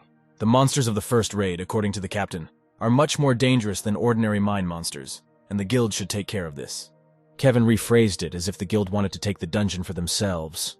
The captain did not mean that. The regulations did not seem to prohibit entry, but this could be done after measuring the energy. The energy that is released by the dungeon during zeroing is necessary in order to assign the dungeon a class from 1 to 6 stars. C rank for 4 stars, B rank for 5 stars, A rank attack troops were the only ones who were eligible to enter 6-star dungeons. Kevin remembered that he was told that he was C rank, which meant he could enter the 4-star. The dungeon turned out to be 5-star. The captain suggested that the guy abandon this idea. A detachment of Cinnabar was walking along the street towards the updated dungeon. Kevin recognized Nora and decided to annoy her and went to her with open arms. Nora recognized the guy and said that he didn't belong there because the dungeon was 5-star. The guy complimented the girl's equipment. The guy touched the girl's protective devices, and this made her angry because no one allowed her to touch. Liam was returning from the store and could not understand the reason for the crowd. The girl pushed the guy away, and he accidentally fell into the dungeon. Everyone was shocked by the guy's fall. It was very bad. Kevin found himself in the desert and was not impressed. He took a step and exploded on the spot. The main character flew up high. A huge sandworm appeared under Kevin. He couldn't understand why they said that the 5-star dungeon was on a different level. He made a weapon summon. He couldn't defeat the monster the first time, but he succeeded the second time. He rejoiced in the fact that he had a level in a row, clearing out the orcs. Without this, there would have been big problems. Strange balls rolled towards the hero, which emitted a strange green gas when they burst. He used the Bone Wall ability and was able to defend himself from them. The hero was poisoned by gas, but managed to recover with a potion. The guy now began to understand why 5-star dungeons are on a different level. One of the guys from the Cinnabar squad was infuriated by the fact that, in his words, Kevin was chilling below. Liam stood up for his friend's honor and said that he was taking over the dungeon there and not chilling out. The interlocutor made the guy very angry by saying that his friend was holed up somewhere downstairs. The captain pulled Liam away from the guy and asked if he believed Kevin was capable of clearing the dungeon. The guy had no doubt that the guy would survive. The head asked to talk about the skills of the main character, but the guy refused. The head realized how stubborn Liam was, that he still hadn't said anything. In any case, Kevin's survival would mean the emergence of a new A rank in South Korea. Kevin raised his level many times while fighting vile monsters. He needed another level for a new call. The hero looked at the desert and tried to find at least something in it. A little later, he noticed a stone village. At first glance, there was no one in this village. He thought it was abandoned. When suddenly he is attacked by a strange creature under the name of Nagi, he asked the purpose of the invasion of his temple. Kevin said that this is not the temple of this creature at all, but the temple of Arya. Nagi was surprised and asked how he knew about Arya. He said that it was impossible not to know the Alphan goddess of divination. He did not understand why Arya's followers invaded Earth. Did Tranit and Arya really become accomplices? Nagi asked not to insult the goddess. They teamed up with Tranit to punish the cult. The cult was created to punish the traitor who fled to Earth, the blue-eyed priestess. Kevin said that he does not care about the priestess. He will not allow her to get to Earth. He protects her. They are a temple and a goddess. Naga said that he would use all his strength to get through the guy to Earth. The creatures had the ability of invisibility. Kevin said that pissing people off is his thing. The hero had not sensed their presence before. Apparently, their invisibility skill was higher than his detection skill. Ordinary skeleton soldiers could not cope with the enemy. He increased the summoning of skeletons to level 20. There was a fierce battle. The fate of the battle was not predetermined. The enemy's attacks made him worry. The difference in levels was significant. They prevailed with numbers and superiority in close combat. They also covered each other using the terrain. Neither Bibi nor the skeletons could do anything, and although the skeletons could help, they were destroyed faster than they got rid of the scum. He had no chance then. He decided to use a secret method. The news said that more than 10 hours had passed since Kevin fell into the dungeon, but the barrier was still standing. The fact that he was still alive could be called a miracle. The head of the Hammer Guild decided that Kevin went there for glory and decided to reprimand the captain upon his return. The captain offered Liam something to eat while they waited for Kevin. The best time to capture a 5-star dungeon was 12 o'clock. Liam understood how hard it was for his partner, but through his tears he began to eat ramen. Nagi did not understand how the main character was going to destroy the temple with this. Kevin said that 5-star dungeons annoyed him and used a sealed devil stone right under Nagi's nose due to his level up. A huge sand golem with Kevin on its back appeared in front of Nagi. He ordered the golem to sweep away everyone in its path. Nagi was the last survivor of this massacre, the main character grinning at the weight of his outnumbered opponent. The creature got angry and wanted to attack the main character, but he used his hammer skill. He activated the whirlwind ability with his hammer. Nagi lay bloody in front of Kevin. The guy called him a stubborn brat. The creature could not understand how the Earthlings got someone so strong. Nagi turned into a snake and began to attack Kevin. With one swing of his hammer, the main character breaks through the head of his opponent, who has been talking too much. Kevin left the dungeon. Liam threw his food and ran towards his surviving friend. The main character drew attention to Nora and told her that it was better not to jostle in front of dangerous dungeons, as they say you could die there. Kevin began to be photographed around the paparazzi, and the 11th A rank appeared in Korea. The head of the Hammer Guild heard about the incredible return of a guy from a dungeon alive on TV. The head was surprised by the captain's intuition. If he brought Kevin, then Hammer would become the first guild with 3 A ranks in South Korea. William, the head of Hwarang, told the minister that everything was going according to plan, that a large number of people were involved, not a single mistake had been made, and all preparations had been completed. The minister expected this. He left this matter to William and said that there was no need to worry about a generous reward. Looking at the phone, the head of Hwarang found out that Kevin had an A rank. He remembered their dialogue. He thought about the secret of the main character, and that the guy must end up in Hwarang at any cost. William nicely asked the minister for a favor to involve someone in the matter. John was prevented from doing his homework by loud exclamations from the TV. He asked Liam and Kevin to turn it down. The schoolboy asked if the guys were worried about the journalists outside. They said that they would disperse sooner or later. Kevin asked John to go out and buy him a couple of tangerines and 2 bags for Liam. The schoolboy initially refused, but when he saw the amount of change he could keep for himself, he agreed. Kevin's mother called and said that journalists continued to hover near their house. The main character was furious. He found out that he had received a summons to join the army. Kevin didn't like it terribly. Things shouldn't go that way. He proposed killing Kim Jong-un with absolutely serious intent. He wants to unite Korea until he was called. Liam tried to restrain his partner. Liam did not believe in the unification of countries after the death of a leader. Kevin couldn't imagine any other way. For him, it was the best option to avoid joining the army. John came into the room and asked what the guys were doing. The schoolboy did not understand why this bothered Kevin so much. The awakened one clearly could not be a private. Usually they were enrolled in a special division, but there was an alternative. The guys became interested. An alternative is to join a certified guild and help eliminate monsters at the request of the Ministry of Defense. John wanted to join a big guild. The worker happily told Captain Hammer that he had done something. He could not understand where so much joy came from. It turns out Kevin made an appointment with the employee to talk about the guild. They decided that this was his way of joining their guild. The captain was glad that his efforts were not in vain. He was proud that he had not lost his grip and went to report the incident to President Hammer. He entered the office and was asked about Kevin from the threshold. The head told the director that the guy had contacted them. They happily shook hands. He suggested giving the captain the position of vice president. With him, the guild would prosper. Arriving at a meeting with Kevin, at first he could not believe what he heard and asked again. Kevin was going to create his own guild. The captain thought that the guy wanted to join their guild, but he was not interested. A company employee who arrived with the captain inquired about the conditions of possible work. Kevin offered them a 100 million won increase to their current salaries. But the captain, being an ordinary person, joined one of the best guilds, went through many difficulties to achieve his position. It was not about money. The main character promised the men that the new guild would be larger than the previous one, and offered them positions as founders. The employee was seriously thinking about transferring, because we were talking about an A-rank fighter who could clear a 5-star dungeon single-handedly. The growth of the guild was guaranteed. If he had remained in the guild, it was not clear what position he could have reached. Indeed, judging by the clearing of the dungeons, Kevin's guild had a bright future ahead of him.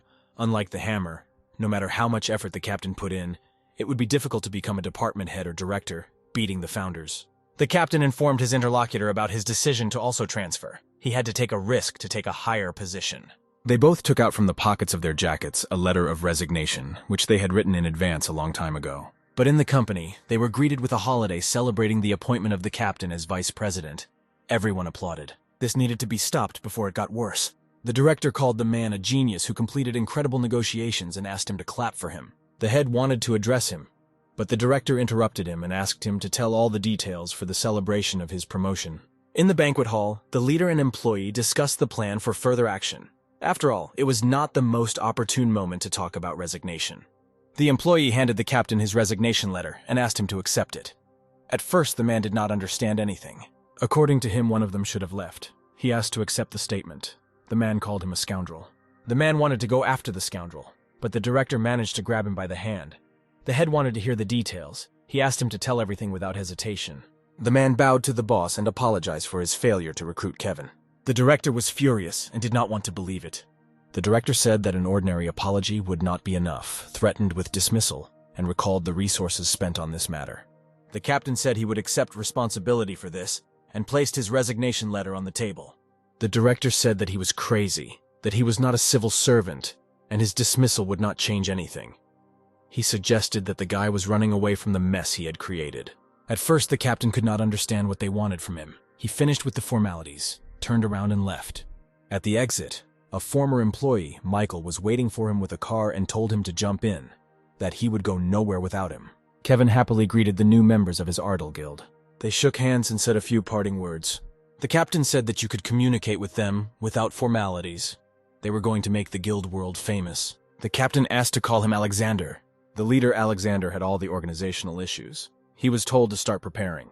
Kevin suggested celebrating the opening of the guild and the hiring of new employees. Alexander was surprised at how quickly the meeting was completed. The main character did not understand what else needed to be discussed, because he had already come up with a name. Alexander thought for a second that he might have made a mistake with his choice, and suggested skipping the dating stage and deciding a few things first. Kevin had no idea what exactly needed to be decided. Alexander suggested discussing the conditions for booking and raiding the dungeon of the 6th entrance of Seoul University. Kevin at first did not understand why this was needed, but it quickly dawned on him. Also, to found a guild, 5 people were required. They had 4 so far. Kevin and Liam began to think about who to take. They suggested John, but he was underage, so the option was dropped. But he remembered who he could invite. This person was a telephone salesman. A couple of days later, the employees set up the guild office, praising each other's contributions to it. The phone salesman, George, yesterday thought it was some kind of scam. The main character who beat him for the phone is now a famous person. Kevin was Korea's 11th A rank, although it was still unofficial, but he was already one of the strongest in history. Everyone was talking about him, but George was only thinking about good working conditions, because the business was already bringing in a little money. Liam wondered how George and Kevin were related, and suggested that they were relatives or friends. Kevin came and praised the good repairs that were done by the guys. Alexander asked if they had finished describing the dungeon raid. It was almost finished. Liam is the only one who had to work hard. There was a lot to write, even if it was a successful raid of a 5-star dungeon. The time had come for the first meeting of the guild. The most important thing had to be decided. There were few people in the guild, so it was necessary to distribute responsibilities so that the work went better. Everyone had to say the desired place. Everyone fell silent. Kevin asked Alexander about the usual positions in the guilds. There were 2 categories for awakened and ordinary workers. Leadership positions were usually given to awakened ones. What was really important were the details of their contract, such as the rate and percentage of dungeon raids and the like. Liam started talking about his work experience, but the main character interrupted him and appointed him as a manager. As a loot manager, the joy on Liam's face quickly disappeared. Departments in guilds include accounting, administrative, sales, support, and management departments. Alexander became the general manager, and he was delighted.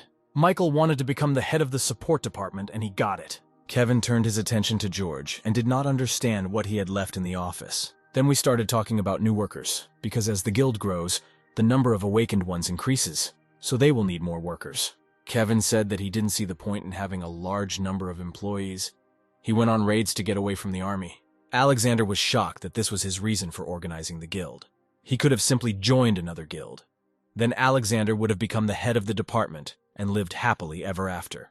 Kevin nevertheless agreed to recruit new employees at Alexander's insistence. The work of the support department was now his responsibility.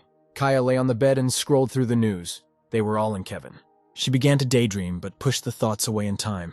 The girl's neighbors entered the room and asked her to put on her hat because she was not alone in the room. The girls began to discuss that they needed to move out so as not to be scared of Kaya. The girl heard all this. She was very offended. John decided to meet his sister after work. He was going to have dinner and have a good time with her. She was a little late. He accidentally overheard a dialogue between two girls when they were talking about Kaya, about how beautiful she was and how she used to pick up all the guys before, and now everyone is running away from her. Meanwhile, Kevin and Liam were in the dungeon of the 6th entrance of Seoul University. They collected valuables, but ordinary items remained. They had already received everything useful from this dungeon and decided to leave. When Kevin left the dungeon, everyone was once again surprised by the time it took to clear it. George ran up to the guys. Director Alexander asked him to take the guys to the office when they finished. Alexander went to the office on general business, but did not have time to finish. The journalists pushed the guy aside, make their way closer to Kevin and ask questions. Microphones were pulled towards the guy's face. He did not answer questions. George began to drive journalists away from the main character, telling them to send an interview request to the guild. Otherwise, they would be held accountable to the law.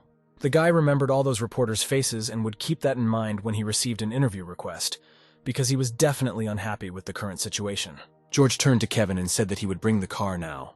Liam asked where the main character and George met, and he told a true story about the phone in the store. The guy ran after the car with the thought that he needed to stay in this guild at any cost. He misunderstood everything at first and had already closed the store. 3 days later, Kevin was on his phone, scrolling through the news, and saw another top A rank. But his thoughts on this matter were dispelled by Liam. He asked what the main character was eating. The hero was eating a strengthening stone which increases stats and offered it to his partner.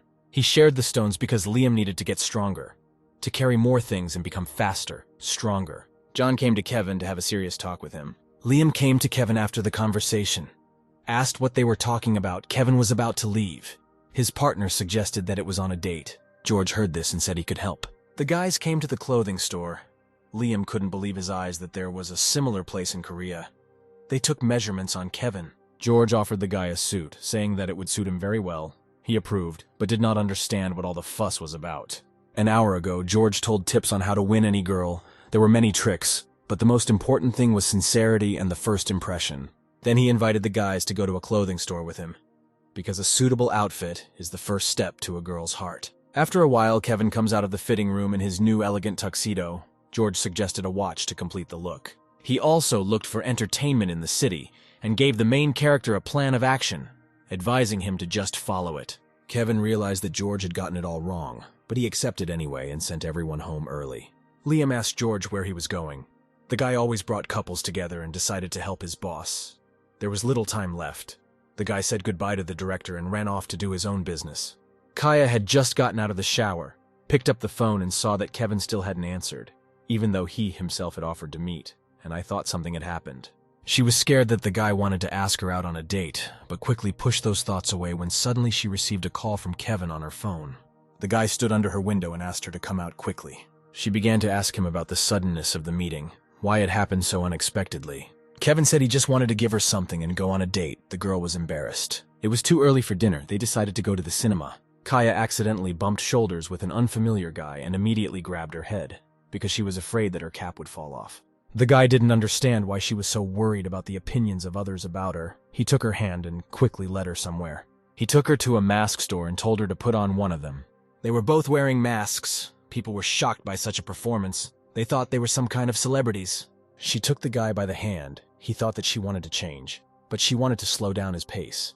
He suggested moving on, because they could be late for the movie. Kevin and Kaya found themselves alone in the entire cinema hall, which confused the girl. She remembered that when they were choosing a movie, all the seats for the one they wanted were bought, But a stranger approached them and gave them his 2 tickets. An unfamiliar guy in a cap and mask put tickets into the guy's hand and quickly ran away. This guy turned out to be George, after which he returned to the ticket office and asked for a refund for all the tickets except those 2. The guy insisted on a refund. The cashier thought it was not adequate. Kaya and Kevin walked down the street and discussed the film. They both had not been to the cinema for a long time. They heard someone behind them call them Beauty and the Beast. They turned around and saw a clown who offered them to play the Wheel of Fortune for free. Such an opportunity, according to the clown, would never arise again. The chance of winning is 90%. Kevin agreed to try. After the girl's attempt, she lost. The clown offered to play with the monster, because it would be nice to give a gift to the girl. Kevin also lost, but the clown spun the wheel to win. The young people noticed this, but did not speak up. They won a prize. The girl was very happy about it. Kevin realized that the clown was George, but could not understand what he was trying to achieve by following him. After that, the young people played in the slot machines with toys and went to a restaurant. The girl was walking down the street with a guy and couldn't understand how much time had passed since the moment she stopped worrying about the looks of others. Kaya simply wore a mask, but she wouldn't have been able to do the same if Kevin hadn't been with her. If this were a dream, the girl would never want to wake up. They sat on a bench under a lantern and discussed the busyness of the day. Kaya assumed that people thought they were sick. Kevin didn't see it as a problem, but the girl still didn't have the courage to walk where there were a lot of people. For her, it was truly like a dream, but sooner or later the dream must end. Otherwise, if she continued to sleep, she could fall in love with Kevin. The girl offered to take off the masks, which she did. The guy wanted to give her something so that she would regain her courage. But before they had time to finish speaking, fireworks began next to them. People nearby began to clap and come up. Observing all this, George realized that everything had not gone according to plan. The guy saw how uncomfortable the girl was and used the bone wall ability. The girl did not understand where they were, and the guy told her to close her eyes to give her a gift. John, when he came to talk to Kevin, said that during the dungeon breakout they lost their parents. The girl stopped doing everything she wants for the sake of John. Kaya suffered from a monster during a breakthrough and received a scar that cannot be gotten rid of. He was ashamed to ask, but still he asked to help his sister. The guy took the ointment out of his pocket and said that Kai would now wake up from his sleep. When she wakes up from a terrible nightmare, she smeared this ointment on the scar. Kevin told the girl not to wet her face. She thanked him for the wonderful day and took his advice to heart. The girl sincerely expected that the scar would disappear after the ointment and decided to see what they won at roulette. It turned out they won a ring, but a simple street vendor would not give out such prizes. The girl was going over the events of today in her head and thought that Kevin wanted to confess his love to her. Kevin made George do push-ups to the count, while at the same time, I repeated the phrase that you need to do only what is asked. Kevin asked the guy about the reason for his actions. He said that they were a manifestation of loyalty to his boss. When asked whose account George was using, he replied that it was the corporate account of the guild. He was again forced to do push-ups under the account with this phrase. Alexander entered the room and saw the head on the sofa and the guy doing push-ups. He was embarrassed at first. The man said that he had settled matters with the Ministry of Defense. Kevin was released from the army on the condition that he fulfilled 10 requests from the army. But something was unprecedented. The man could not find the words. Kevin had to immediately mobilize. At the third entrance of one of the stations, there was a dungeon breakthrough. If you don't clear the dungeon before it resets within 30 days, the barrier breaks and monsters come out of the dungeon onto the streets. Apparently they failed in the cleanup, so they asked for the awakened ones as support to cope with the breakthrough. Kevin wondered what would happen if they couldn't stop him. Unfortunately for those mobilized, if this happened, Daegu would have to be destroyed. Due to the dungeon breaches, there are so many open areas and parks around the stations. A woman soldier called out to the guy and said that all the city's residents had been evacuated, and the dungeon would be broken through tomorrow at 1400. The woman introduced herself as Anna, the person in charge of the area. Kevin didn't understand why he couldn't try to clear the dungeon. It turns out the return portal had already been used 3 times. Kevin didn't know what a return portal was. You could escape from the dungeon in the middle of a cleanup using a return. But this portal can only be used 3 times in one dungeon. Hwarang was the first to try to clear this dungeon, but they failed. The second time, the Hwarang and Hammer guilds joined forces to clear the dungeon, but it did not work. For the third time, they formed a detachment from the awakened ones from all over the world. But it was the same thing, so there was no way to return. You could, of course, try to clear the dungeon in the remaining time, but that meant putting your life on the line. No one wanted to take risks. Kevin asked if a breakthrough shouldn't be more dangerous. The girl turned her head. After all, as Kevin already knew, the terrain of the dungeon also played a significant role. The monsters in this dungeon were not too strong, and it was the terrain that made the raid difficult. Therefore, everything should have gone well. It is impossible for them to bring modern weapons into the dungeon, but on the surface it is their territory. So the advantage is with the people. They simply use all their power. Kevin wondered why he was needed here. Anna replied that the Awakened also played an important role. The military was the main force, and the Awakened ones were in the wings. If the monsters broke through the first line of defense, they would need the help of the Awakened ones. And since they had no information about the boss, Kevin was asked to prepare to fight him. Anna invited Kevin to go to the waiting room. The other Awakened people were there. Anna brought the main character into the room and introduced him to others. There Kevin met Nora again and assumed it was fate. William gave Nora some task and asked if she could handle it. Kevin apologized for jumping the queue at the Soul Station, although 5 stars are not that important, since the squad is not needed there. Nora reminded the guy how she trampled him into the asphalt, and today he has become stronger. People around heard their dialogue and were surprised that the girl beat the main character. Both the guy and the girl were angry. Kevin asked if the girl was getting angry. Anna stood between them and asked them to calm down. They were allies and had to fight shoulder to shoulder. Nora said that although Kevin had become stronger, he still remained a child. People could have died from his only mistake. The guy listened to this. Kevin became furious and began to ask what right a girl has to say this to him. Anna restrained him. While they were calming him down, the girl calmly turned around and left. Kevin asked the military girl to get information about what was inside the dungeon. She said that she would print it out. Kevin stood next to the entrance to the dungeons. His strength really amazed the guy. It was no surprise that this was the strongest dungeon. Nora asked the guy what he was going to do. He replied that of course clean it up. The girl assumed that the guy had gone crazy. The guy replied that not really. A crazy person would rather share experience points and achievements with the army and other Awakened ones. In this dungeon, according to the girl, the best Awakened ones failed 3 times. The guy sought death. Kevin told Nora that she talked a lot and suggested that she was afraid. The main character told the girl to wait in place and called her a shy cat. The minister called the director of Hwarang and started swearing. He didn't understand what he was talking about. It was about Nora. He asked that they decided to go back on their word and clear the dungeon. The director was shocked and promised to call back when he found out what was happening. He started calling Nora and didn't understand what she was thinking when she entered the dungeon. The girl touched the bloody stone and assumed that there was a massacre there. She looked at the guy's preparations for battle. She thought that he had gone crazy when he decided to clear the dungeon alone. But now everything became clear. A level 60 ogre tried to attack Kevin, but his skeletons held him back. The guy was happy that he had finally received experience points. The main character summoned a Goyle, who began to fight the ogre with an obvious advantage. After that, the guy summoned a hammer and finished off the enemy. His level increased. Bibi admired her master's work and praised him. Bibi named the Goyle after Rocky. Kevin said that she watches too many movies. The guy decided that it was time to stop fooling around and hurry up. The guy saw in front of him a place that he had already heard about. It was a sacred place from the legends of Alphen, known as the Temple of Giants. The guy decided that the time was right to unlock the special level 40 bonuses. The guy could finally use the increased level skill associated with soul extraction and increased the level of the phantom armor skill to 10. Kevin began to call wandering spirits to himself. The number of subordinates became 100 out of 100. After that, he unlocked the warrior class skill, changed the form of the greatsword, learned the greatsword technique and the sword splitting skill. The hero removed the seal from the demonic stone. Bibi told Shinshin to come out. Bibi immediately rushed to hug her friend. Kevin suggested leaving the touching reunion for later. They had to hurry. There was little time. Bibi and Kevin sat on Shinshin and flew away. A huge monster ran towards Nora. She used her skill and dealt with the monster. The girl saw that the guy had summoned a flying monster and could not understand how many more tricks he had.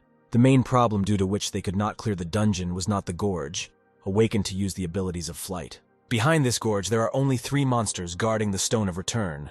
Because of them, everyone then decided to retreat. For greater benefit, it was decided to allow the dungeon to be broken through, to completely destroy and then rebuild the area around it, although she did not like such political decisions. The final decision remained with the head. Nora had to obey, however. If someone could clear the dungeon after the guild's raid, then why couldn't the guild?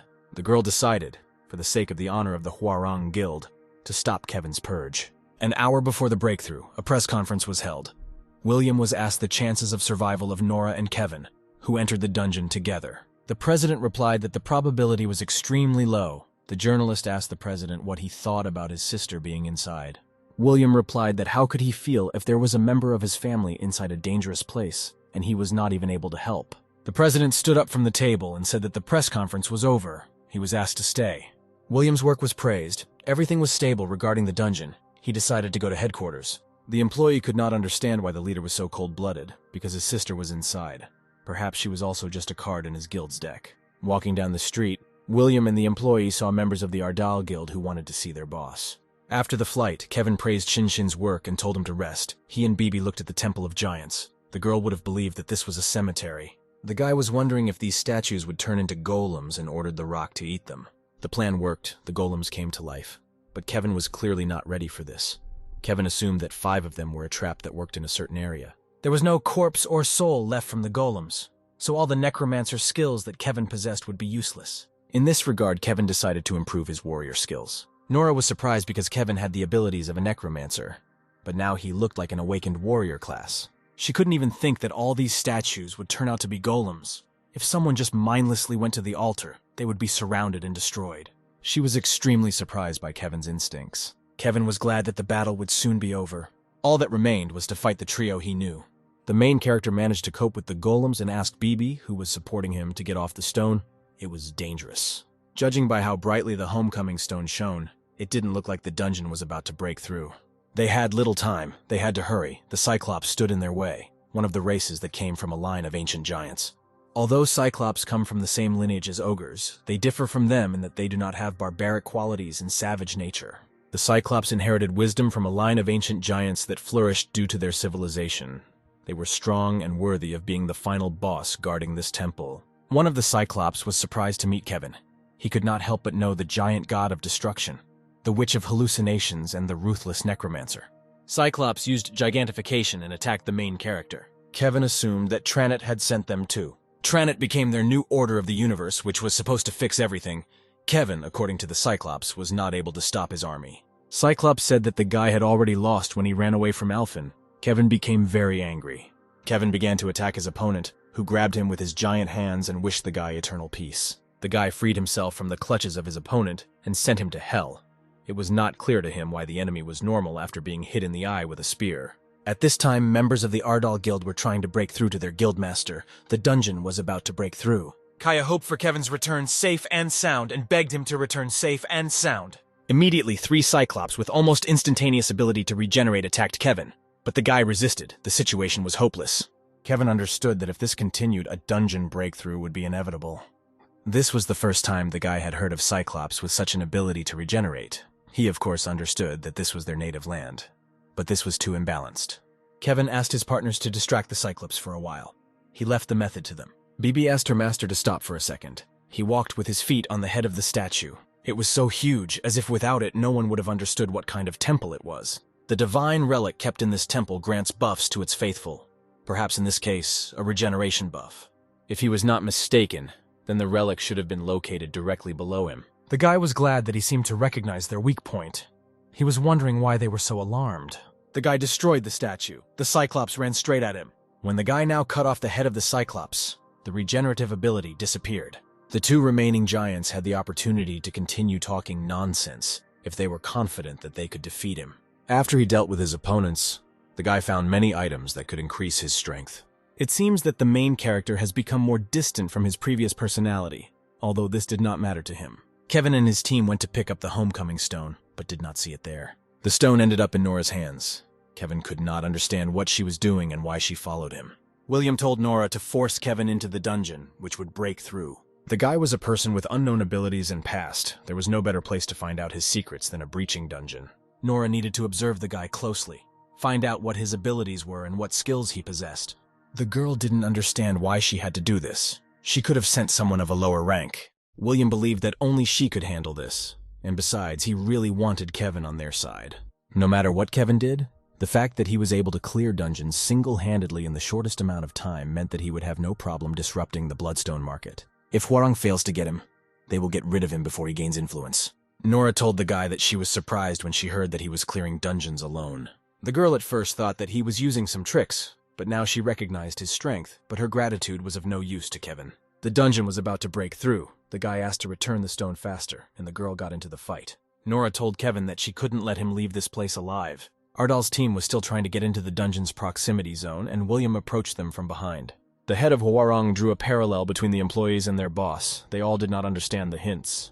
William said that there would be a dungeon breakout soon, so they had better stay away from this place. Responsibility and compensation for losses would happen after they dealt with the breakout.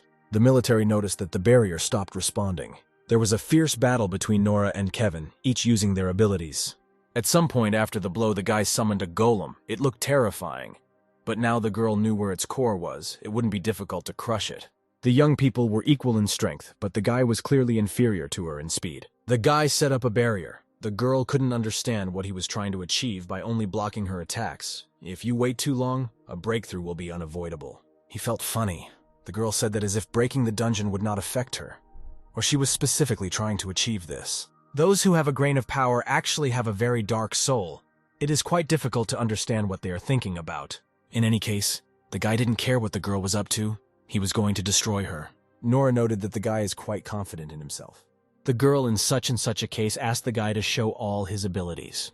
A fierce battle began between the two A ranks. Nora was able to wound her opponent in the face, said that his barrier had reached the limit, and suggested ending it. The girl decided to use the lunar cut skill. The scientist reasoned that monsters are an alien life form. Judging by his hypotheses, dungeons are only the path to them. They are, in a way, steps for aliens to cross the Earth. But they will not be able to cross to us simply by creating a gate. Breaking through the dungeon will only happen after 30 days, but why does it take so long? The person on TV had a theory about the hearthstones. From what people know about them, hearthstones are found in dungeons in the form of mines, and they also serve as a way out of the dungeon. If we look at it from the monster's side, 30 days after the dungeon appears, these stones can be used as a key to open the gate to Earth. The listener found this theory plausible. In the past, the dungeons produced fairly weak monsters, and the dungeons were 4-star at best. And the reason we suffered so many losses was because we had nothing to counter them with. They were small, and their movements were different from those in the dungeon. This was due to the fact that they were only able to materialize a small part of their energy, like BB. After the shaking of the dungeons, 5- and 6-star dungeons began to appear more and more often. If events continue to accelerate at this pace, 7-star dungeons are only a matter of time. The guy also thought about this before watching the program, but it was more important for him to find out what this was connected with phenomenon. Dungeons are not only mines, bloodstones are just baits that monsters have placed there. The more bloodstones there are on Earth, the more comfortable they will be here. The guy with insight remembered the bloodstones and thought that they had meaning. On Alphen, the energy that was in these stones was called mana. They increase the concentration of mana on Earth at the expense of people who mine and use bloodstones. In this way, they create an environment where monsters could fully materialize themselves. The delighted viewer decided that he would forever remember the name of the presenter, James Toppler. The guy's phone rang. He picked up the phone. They asked him to apologize for disturbing his rest. The caller thought that the guy should come and look at something. Kevin made a face at the word press conference. The guy once again asked for forgiveness for not being able to stop the interview. He was asked not to answer difficult questions. The guy looked at William and realized that the man was up to something wrong. First, the question was asked by William. The reporter was interested in the crazy clearing before breaking through the dungeon. It was an order from Hwarang or Ardal. Maybe, according to his guesses, it was agreed upon. The head of Hwarang replied that Ardal was not involved. William replied that the other guild was not involved in this. Vice Premier Hwarang personally took charge of this matter. The head was sure that she was only supporting the guy who had been in the spotlight for the last few days. The journalist concluded that the vice leader had entered the dungeon thoughtlessly in the hope of helping Kevin. They wanted to ask Kevin the next question about clearing the dungeon with the girl. They asked him to tell the details of her death. They asked how she died, and whether the guy made any effort to save her. William liked that the man next to him began to be bombarded with questions. He himself put the reporters on the guy. The Korean press will not let him go now. Stana wanted to know the truth. The guy was asked to answer again instead of standing and remaining silent. Alexander realized that things were bad. This unexpectedly turned into a public hearing. If he had known this would happen, he would have declined the press conference. Kevin stood up and asked what the reporter needed and asked him to stop talking. The guy turned and kicked William in the face. He fell out of his chair. Everyone was shocked. William asked what he thought it all meant. Kevin noted that the joke was unsuccessful, as William dared to use his dirty tricks right in front of his eyes. The guy took William by the collar and lifted him up. The head of Hwarang reminded him that there was a live broadcast. William forced the guy to make a mistake. The whole country was now watching this situation. The guy couldn't remember what the population was on Alphen because he killed most of them. But every resident of Alphen watched his actions with his own eyes. The live broadcast of one country is nothing. He asked William if he wanted to be killed in front of the whole country and hit him in the face. George watched this from the TV screen, afraid that he might be in his place. The very thought that he was trying to deceive this man. Even so, to do such a thing at a press conference, he could not believe that there were people who did not care about public opinion. The broadcast was stopped and a program about mating wild gazelles was started. George realized that his boss was making a fuss again. In one of the newslines, he found news about a new saint. Journalists filmed their location with a new miracle that the whole world was talking about. Hundreds of thousands of people came to the square to receive favors from Saint Murdy. George thought that the saint was an elf and called her beauty extraterrestrial. Luli could watch from the screens a person sitting in a wheelchair. It was Mr. Smith, who has congenital weakness in his body. It was interesting whether Mr. would be able to get up today. For the first time in his life, they offered to see the miracle with his own eyes. And indeed, the man stood up after the girl's touch. People were shocked. Mr. Smith thanked Mrs. Murdy with tears in his eyes. The favor of the Lord has no limits to those, according to the new saint, who believe in him. She was only a messenger of the Lord. There were many awakened ones with similar abilities or potions, but none of them were able to heal someone who was sick from birth. People were really amazed by this. They believed that she was a messenger of the Almighty. Hundreds of thousands of people had already followed Mrs. Murda and were ready to become members of the Order of Arya. No one had yet doubted her miraculous abilities. It was funny for the blonde man that after she came out of the dungeon, she was in a state of aphasia. But the amazing girl was able to learn the earthly language in just a couple of days. Goddess Arya, the goddess of fertility and providence in the world of Alphen, she is the one who introduced herself as a priest serving Arya. Demonstrated many miracles. And not only did she have magical extraction, but she could also convey the prediction to Arya through divine revelation, which is truly incredible. Due to her ability to predict the location and time of a dungeon's appearance, Awakened was able to clear 5- and 6-star dungeons in just a week. But to use this power, there is a condition. You need to found a squad of paladins serving the goddess Arya. The blonde asked his assistant how things were going with the squad of paladins. It turns out that a lot of applications had been received. It was alarming that most of the awakened ones of their guild were asking for a transfer. The guy replied that nothing could be done about it. If they couldn't stop them, then it was necessary to get the maximum benefit from them. In any case, at the moment, Ms. Murdy was the best awakened one. Alexander asked his boss to stop. If he continued, they could have big problems. Kevin threw the blue-faced William to the floor. The guy addressed the crowd of journalists, repeating their question about Nora's death. Kevin told reporters how the Hwarangs tried to kill him. As journalists were able to notice, the girl did not succeed, and the unfortunate reporters had the audacity to blame Kevin. The guy warned them that the next time they met, they would not get rid of him easily. Kevin told Alexander it was time to go. Alexander wondered if Nora really wanted to kill his boss. It turned out to be true. The guy admitted that he killed the girl, and the blame lay on the shoulders of her younger brother. Kevin couldn't figure out what his colleague was more surprised by, the girl's murder or the attempted murder of his boss. Alexander thought that even taking into account the fact that they tried to kill him, it was strange to be so calm after killing a person. In any case, according to Kevin, it worked out well. He finished with the one who stood in his way.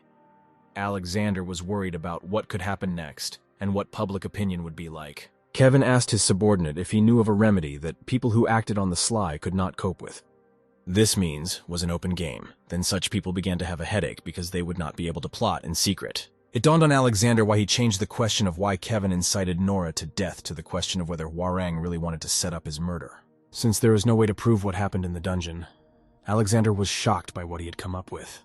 The director asked Kevin if they would deal with the consequences. The guy did not understand the word "we." Kevin was not going to do this. This responsibility was on Alexander. According to Kevin, the director should also have been useful. Nothing. It turned out that the guy didn't come up with something brilliant. Kevin left the building and saw a crowd of people. He didn't understand what it was about. This crowd turned out to be residents who were hiding in shelters. They wanted to thank him. Kevin listened to the gratitude with his mouth slightly open in amazement. Then the little girl gave Kevin a bouquet of flowers. The guy melted. Such things really made him happy. Ardal's employees realized that they would never understand him. The guy was on a completely different level. For now, he was the hero who protected the city. William woke up screaming how bad of a person Kevin was. He was absolutely furious, calling him a crazy bastard and an ill-mannered scum. William promised to do everything possible to end Kevin's life. The action moved to America, to the headquarters of the Titan Guild, to the Order of Arya. Mrs. Murdy was praying. She was interrupted and informed that the guildmaster had arrived to see her. The guildmaster paid tribute to the saint. She asked about the process of creating a squad of paladins. The head replied that they received a lot of applications, so everything was in order. The Order of Paladins were supposed to become heroes in a holy war that would save Alphen. They would lead them and win Alphen back. It would be too late if their main troops invaded us. The Earth would suffer a catastrophe just like Alphen. Alphen and Earth, a holy war to protect both worlds, and yet it was hard to believe. If this were true, then it would not be their problem that they could solve alone with their guild. They would need the help of people from all over the world. The chief had one more piece of news to tell. He found the man whom the saint mentioned in her prediction. She didn't understand what this man had forgotten on Earth. The head didn't understand this problem. She looked at Kevin, called him a ruthless, immortal necromancer. It seems that the guy was the savior from the prediction. 6 days after clearing the dungeon, a subpoena came to Ardal. The president of the Hwarang Guild sued Kevin. The guy wanted to finish him off. Kevin was seriously thinking about murder. He was going to forget about it, but apparently it won't work out. Kevin told Liam to start the car. The guy reminded the leader that he had 2 more days before submitting a report to the police. But the guy was not going to go to court.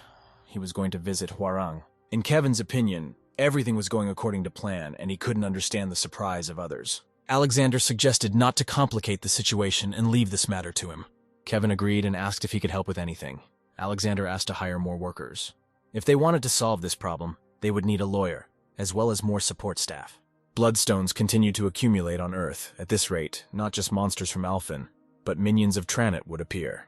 By minions, he meant the 72 captains under the direct command of Tranit, each of them dangerous, and one person could not cope with him. Even with his followers from Alphen, an army of undead and the help of the Alphen Alliance, they could barely fight on equal terms with the Threnet army. But now Kevin had only these 4. Resistance was out of the question because the only awakened one among them was Liam, and his only strength was kindness. Kevin agreed to recruit new people, but asked to recruit more awakened ones, and asked Liam to follow him. Kevin brought Liam into the dungeon and forced him to fight ogres. It seemed to the guy that he has already become stronger. He quickly collected a sufficient number of stones. The boss asked him to stop collecting them and come to him. Kevin asked how strong his ward wanted to become. The head was sure that he had a goal, or the guy was going to continue collecting stones for years.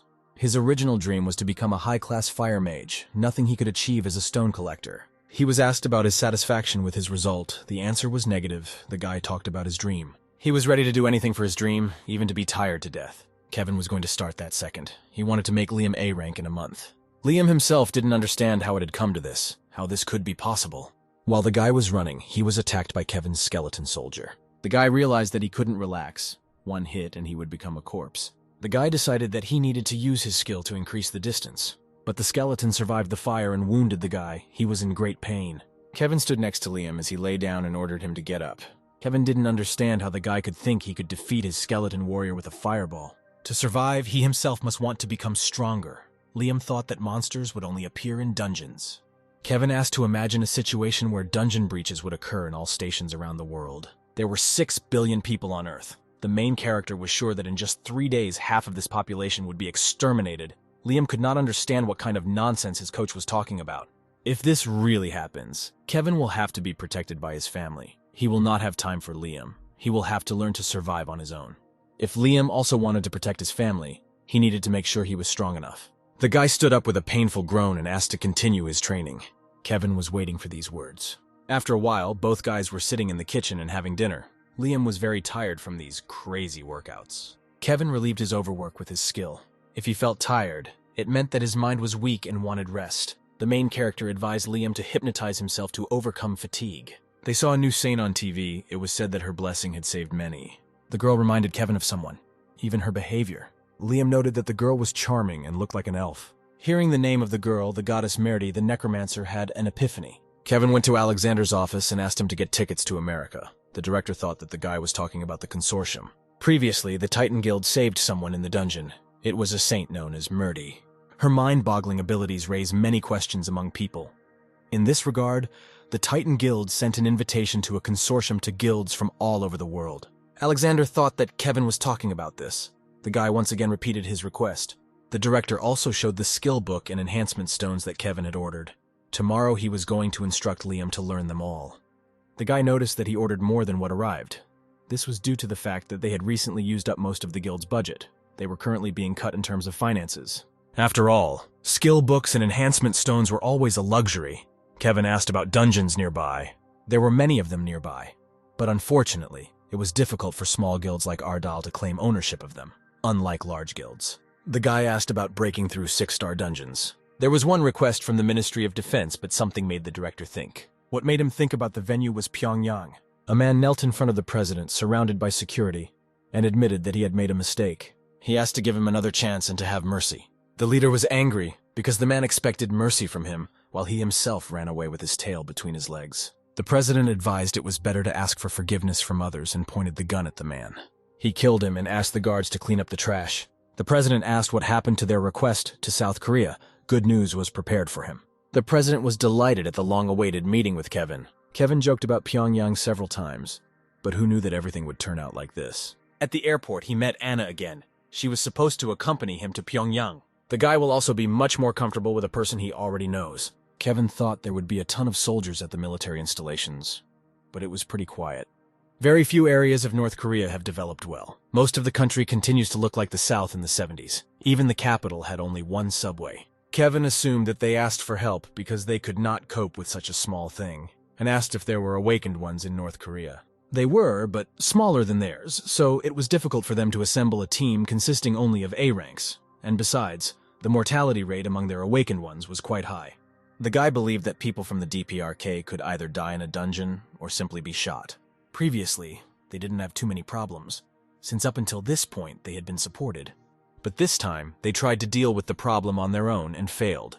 And China only pointedly watched their failures. So North Korea requested help from many countries from around the world. It seems that they considered it unprofitable to loot from a high-ranking dungeon with China, and so it was. In any case, he asked to quickly sort everything out and leave, asked to make sure that the guy received a sentence of half a month as promised. Anna confirmed the full fulfillment of the conditions. The condition that Kevin insisted on was that he be allowed to spend half a month in the dungeon from the start of the first sweep. Negotiations between the North and South would begin after the North side delegation arrived. But this was a fairly minor request for whoever cleared the dungeon first. Everything should have gone smoothly. However, this is only if the dungeon is successfully defended. If it fails, the result will be Kevin's death, and North Korea will suffer huge financial losses. Little by little, relations between North and South will become worse than ever. Everything was in Kevin's hands. They arrived at the site, the Kamswon-sun Memorial Palace. The building was quite bulky. The palace was originally a building representing North Korea. The dungeon station that Kevin was supposed to clear was very close, as measures were taken to prevent a breakout from the dungeon. The guys were called comrades and asked to follow the man. The government was in no hurry, and Kevin, to Anna's surprise, was not nervous at all. There was nothing to be nervous about. It was an obvious psychological trick aimed at morally suppressing the guests by making them wait a long time. The president finally came, extended his hand to the guy and said that he was glad to meet them. Kevin couldn't figure out what kind of pig was standing in front of him. The main character shook the president's hand and said hello to him. Everyone was shocked by such impudence. He was asked to be more polite, because the first chairman was standing in front of him. The guy covered his mouth with his hand and said that he was glad to meet you. Anna did not understand what her partner was doing. Even if he had done something similar in relation to President Hwarang, Anna thought that even without instructions, he would understand how to behave in the presence of this man. The president's security got angry, called the guy an arrogant bastard, said that he wouldn't get away with it. Anna was afraid that now they would become dead. Kevin said that he was more polite, as he was asked. Anna panicked. They could have died right at that moment. The leader laughed loudly. He called Kevin an undeniably outgoing personality, as expected of the South's strongest man. The president put his hand on the guy's shoulder with a smile and invited him to sit down. Kevin suggested getting straight to the point because he was going to head straight to the dungeon. The leader chuckled and called the guy straightforward. The president had already heard about his condition. Kevin wanted to occupy the dungeon for half a month and then take all the resources received. Of course, this would not cause much harm to the North Korean government. They were going to comply with the conditions if he cleared the dungeon properly. He rose from his chair and was about to leave. The leader noted his impatience. Kevin was asked to take a photo with him before he left. Anna really thought that her heart would give out. She asked her to be more careful in her choice of words next time. Kevin said he was already trying to be careful. When the president extended his hand to him, Kevin chose between killing him, but was afraid that he would be fired. The guy opened the portal and told Anna that they would see each other soon. Anna hoped that he would return safe and sound. The president watched this situation through binoculars and thought that it would be wonderful if an equally incredibly strong person appeared in their country. The head was confident that the guy would certainly cope with his task. Kevin felt a disgusting sensation on his back. Kevin and Bibi saw the Tranit colony. The stench hurt the girl's eyes. If one of the 72 commanders of Tranit had left, Kevin would have killed him. A huge flock of grasshoppers ran towards Kevin. It was a fight against numbers. The next enemies were Rokdo and the ranchers. The main character asked Dolso to distract the first. All forces were ready for battle. The battle began. Due to Rokdo's hard body, no attacks affected him. Kevin wished he could summon a Death Knight and a Lich at such a moment. However, instead of them, he had the attacking skills of a warrior. After 12 days in the dungeon, Kevin and Bibi stood in front of a strange hulk and assumed that the area around the center was a colony. This place was an incubator. It looked like they weren't ready yet. It looks like they won't be able to meet the owner of this colony. Kevin would like to find out who it is, the guy suggested, ending this and leaving. The main character used the ability to resurrect corpses. He sent his soldiers into the mouth of the hatchery and caused an explosion. The Stone of Return appeared in front of him. Not only the Stone of Return appeared in front of the guy, but also a fragment of a dimension. A fragment that forms a spatial sacred land. Kevin asked Bibi if she knew about the spatial sacred land. This was the first time the girl had heard about it. He decided to put it in his inventory. The president of the North was in the secret hobby room, hanging a portrait of Kevin on the wall. The president ordered the last photograph to be thrown out, and there was a knock on the door. A military man came in with news that the leader would be glad to hear. Comrade Kevin successfully cleared the dungeon. The president could not believe it. The president asked to bring him urgently. He had to treat the hero well. It was impossible to know anything for sure. Comrade Kevin could return there because he felt good treatment from the Northern Republic. The commander was angry with the main character because he was able to clear the dungeon in just 3 days. Kevin was photographed, discussed about his clearing of a 6-star dungeon alone, and it was assumed that his awakened abilities were as powerful as Murdy's. Anna ran to the main character and congratulated him on the successful cleanup and said that he had done a great job. The guy said that he came there for the sake of a successful cleanup, but she didn't expect that he could be so successful. Kevin did not understand where the negotiators were. Both sides, Southern and Northern, were just waiting for the results of his purge. The guy didn't understand what to expect when he was here. Anna decided not to tell him that the negotiating team believed that his chances of failure were 70%. Kevin trusted that the negotiators would do a great job, so he went back to the dungeon. The military man ran and called out to Anna. He asked her where Kevin had gone. The man's face changed and he said something terrible had happened. At this time, the president asked that everything be done in the best possible way in the banquet hall, so that they would not lose to the south. Kevin was engaged in auto hunting. It really interested him. The guy finally reached level 60. The guy purchased a bone bow and immediately began testing it. It had a larger affected area and higher speed than a bone spear. With the privilege of the warrior class, he summoned a goblin. As always, Kevin looked at him with disgust. The goblin suggested that the guy give him a new body. Since he hated him so much, his body was also an excellent option. Kevin asked to stop. The guy would call him when needed, and until then he asked to return to his shadow. It looks like this place was finished. If the guy hurries, he will be able to clear this dungeon again. Kevin came out of the dungeon. Anna was waiting for him. As soon as the man in uniform saw him, he knelt down and began to beg the guy. The girl asked him to rest a little before cleaning it again. All this was useless if he was here. A few days before this raid, it was announced as general conditions for the South and North. He needed to be there. Kevin said that this was the business of politicians. It was time for him to return. This happened several times. The girl on her knees asked to think about her country and take a break before the cleansing. If this time the guy didn't go with her, Anna didn't know what it could turn into. The guy was bored and decided to go. Anna thanked him for his presence. Kevin was asked to write his name before leaving. He was the strongest awakened one in North Korea, and it was an honor to receive his autograph before he left. Kevin wished his friend to continue trying. Kevin ordered the goblin to attach himself to the president and inform him about everything that was happening. The military, by order of the president, had to follow the guy. They were asked to be invisible. The military man was angry that he dared to look down on his homeland. Everything he was going to do was for the sake of the prosperity of a strong and prosperous republic. The military wished Kevin luck before his final sweep. The guy went inside. The military man told him to hurry up before the barrier disappeared. The military man ran after the guy and said that he had an urgent message from the president. The president thanked him, and the military man pressed the button. An explosion occurred. The barrier did not disappear. The military man did not understand why. He assumed that the guy did not die instantly. Even so, Kevin would have mortal wounds. It would only be a matter of time before he became prey to the monsters. The military man was waiting for the guy to finally give up and die. This operation was destined for success. Anna reported that Kevin still had not returned, and the barrier was not responding either, which put everyone in a difficult position. A day had already passed since the deadline that Kevin requested. It was hard to imagine what kind of compensation North Korea would ask for. The girl realized that something was wrong, because the last cleanup lasted 1 day and 17 hours, by which time the guy should have left. Right after Kevin entered the dungeon, a foreign reporter took a picture as a North Korean soldier followed him. They should have immediately started investigating and protesting against North Korea. If they go against them based on a tiny doubt, then it is not sure that it will be safe. Anna didn't understand how they could sit and wait. The manager asked to think first, then speak. There was a possibility that there was a wiretap, and they were not sure whether he was alive or not. The president did not understand what kind of idiot took this photo. The military will try to find out. The head of the North ordered to find these bastards and bring them to him. It had been 3 days since Kevin came inside. Anna hoped he was okay. The barrier disappeared. Anna was shocked. Kevin came out alive and asked if they all really decided to die. Kevin said to get the nasty pig there. If he doesn't agree, Kevin will come to him himself. The military man pointed the gun at the guy, who grabbed him right by the barrel and told him that if he survived the explosion, then the gun would definitely not kill him. Bibi said that the guy was too hot-tempered. What if he was convicted of murder? He was told that he would not be allowed to enter Pyongyang. The awakened North Koreans stood before him, ready to fight. The guy pointed his hand at them and wished to die, no matter how strong they were. The military girl asked Kevin to stop. She has an F rank. She is slightly better than an ordinary person. She apparently was able to overcome Vivi's spell. She asked to stop all this, otherwise they would not be able to correct the situation. Kevin didn't understand why he should fix it. The only one who should fix it is the fat pig. Anna's guesses were confirmed.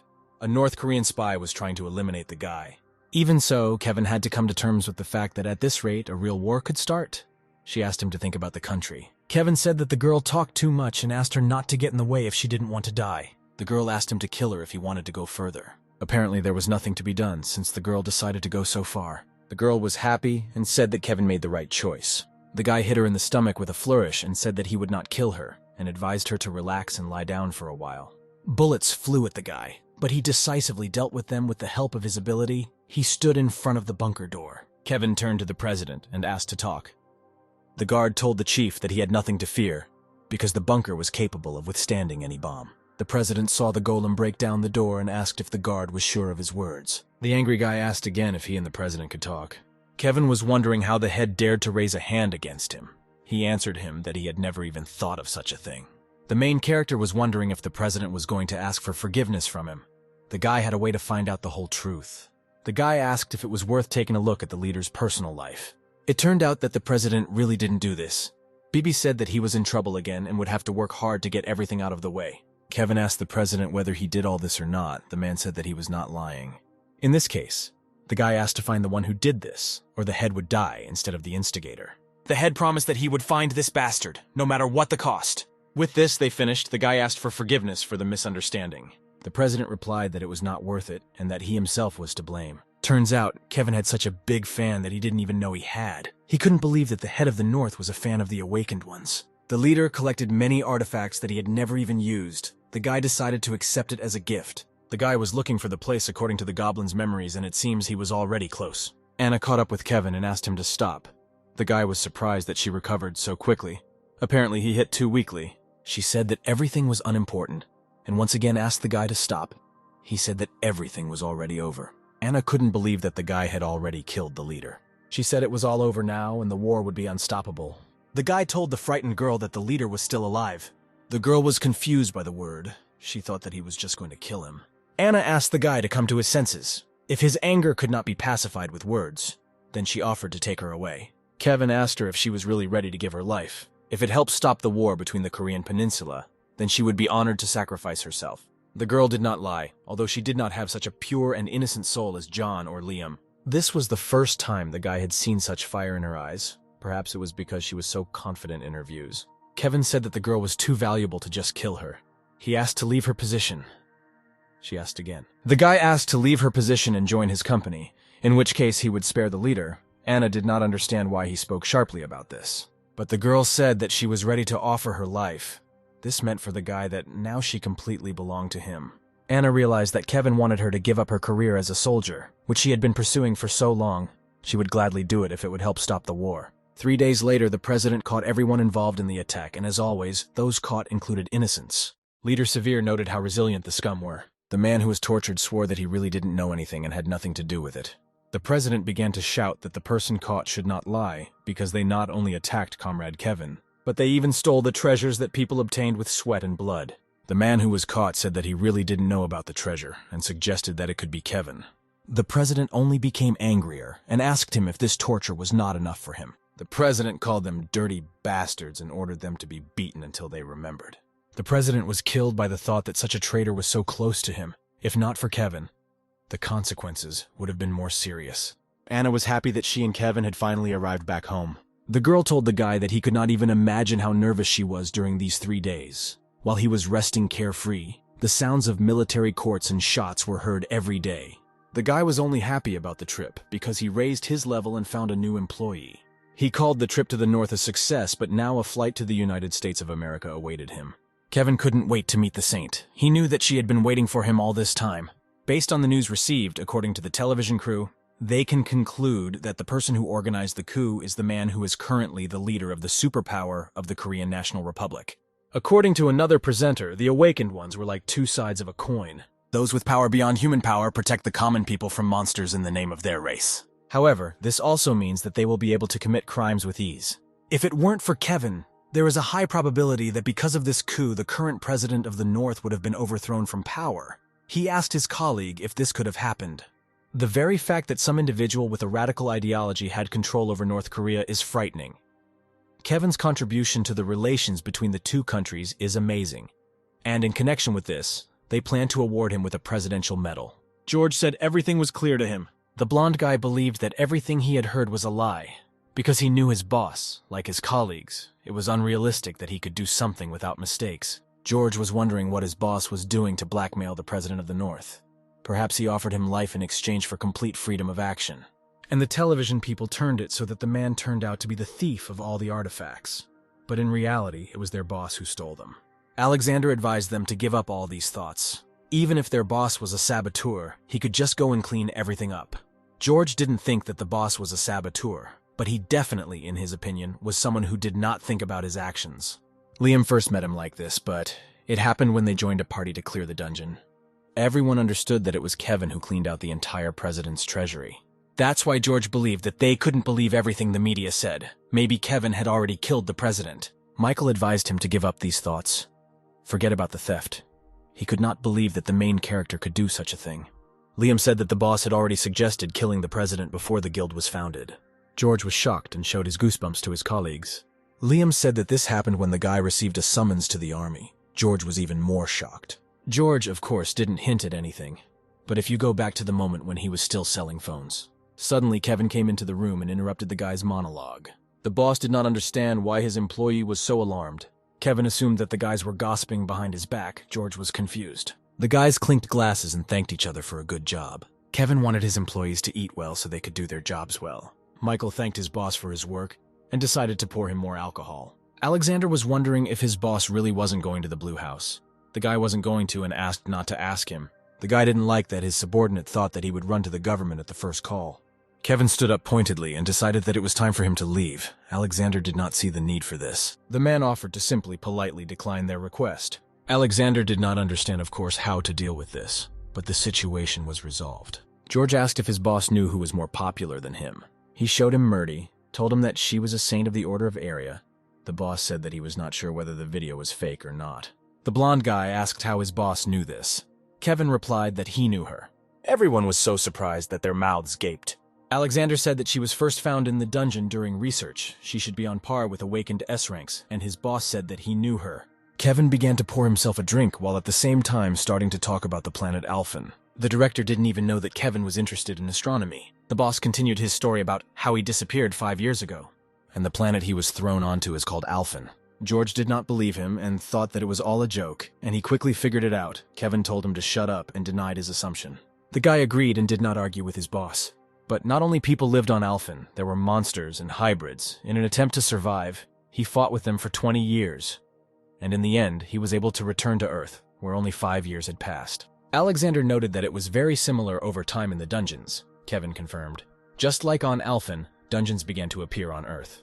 Alexander thought about it, because if everything told was true, then now he could understand why his boss was so inhumanly strong. It also explained well the fact that he could communicate with others so easily. Because if you did the math, Kevin was about 44 years old. And yet, it was there, according to Kevin, that he learned about Murdy. The guy did not know how she got to Earth, but they would only understand it when he went to her and asked.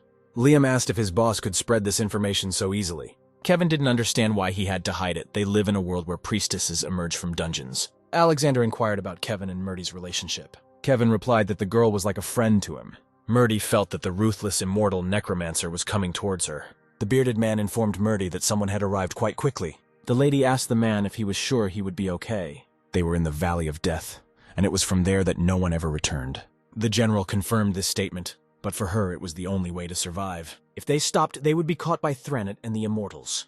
The general was called out and told that someone was hovering above them. He assumed that Ardal had reached them. The bearded man warned about the battle with Ardal and advised him to just hold on. But before the general could finish speaking, his head was cut off. Kevin asked the goddess why the dogs from the Alliance suddenly decided to show up for this place. The guy suggested that this was the safest way for them to commit suicide. The guy asked the president to stop beating him, because he just sold the phone with a tiny markup. Kevin thought about killing George this time. Liam was uneasy because Kevin was indifferent to the media and what was happening around him. Alexander said that even so, he should pay attention to official affairs and think about social isolation at the international level, because there is nothing good in making new enemies. Kevin said that he used to worry about this. He worried about the country and he cared about how others would look at him because he cared about public opinion. But he couldn't understand how far he could go at this rate. Kevin said that the time would soon come when all the dungeons in the world would break through at once. A catastrophe would occur that could not be compared with the upheavals of 5 years ago. Countries and their laws would cease to exist. Alexander thought that even if this happened, the army would be able to suppress them.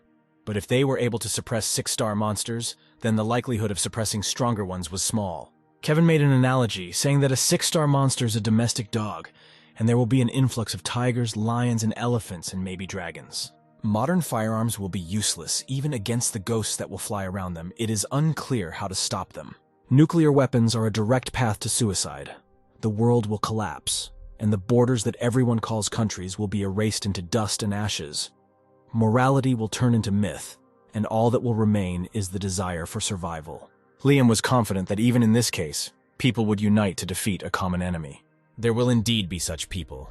Warriors, kings, saints, and their knights, even knights from the United Kingdoms. But all this will be useless. Everyone will try to grab their own piece until everything collapses, and ultimately, people will turn away from each other, succumbing to temptation and creating associations only to achieve their own goals. Liam didn't understand what to do in this case because they couldn't just sit and wait. This is exactly what the boss said they were preparing for. The world will need a hero in times of disaster. Therefore, a strong leader will be needed. He must show them more. How arrogant and cruel Kevin can be. William was angry, looking at Kevin, and could not understand how the guy could pull it off like that. He didn't understand how the rebels could praise him. The head of Hwarang could not understand what the president was doing, because he said that he would cut off the guy's tail. But William had plans for all eventualities. The man wanted to see if he would continue to ignore him after the messages he sent. William called the president and promised to get rid of some documents if he fulfills his request. Kevin, in William's opinion, chose the worst opponent he could. William knew about the relationship between the president and the West, and asked to be put in touch with them. When flying to the USA, Liam laughed at the airport. Kevin didn't see anything funny and asked what it was about. It turns out that Liam was given a B rank. Kevin had plans to visit America when Liam became A rank. But even so, for the guy it was a huge achievement. He believed that it was all thanks to the boss and his instructions. Liam felt like he had died and been reborn a couple of times in 1 week. Kevin forbade the guy to clear 4-star dungeons alone, succumbing to emotions, and gave him the thing. This item turned out to be a marble throwback stone. Kevin gave it to him just in case, telling him to get out of the place as soon as he sensed danger. Liam was extremely happy. He understood that his boss just had a strange way of communicating, but in fact he was kind. He was glad that he had finally become a little needed, because a lot of money had been wasted on him. If he died, Kevin would summon a skeleton from his corpse. Alexander spoke in a raised voice on the phone. The guys asked who happened to him and what happened. The call came from the Ministry of Defense. They spotted a terrorist group and reported that their target was Kevin. Kevin didn't understand why he surrendered to them.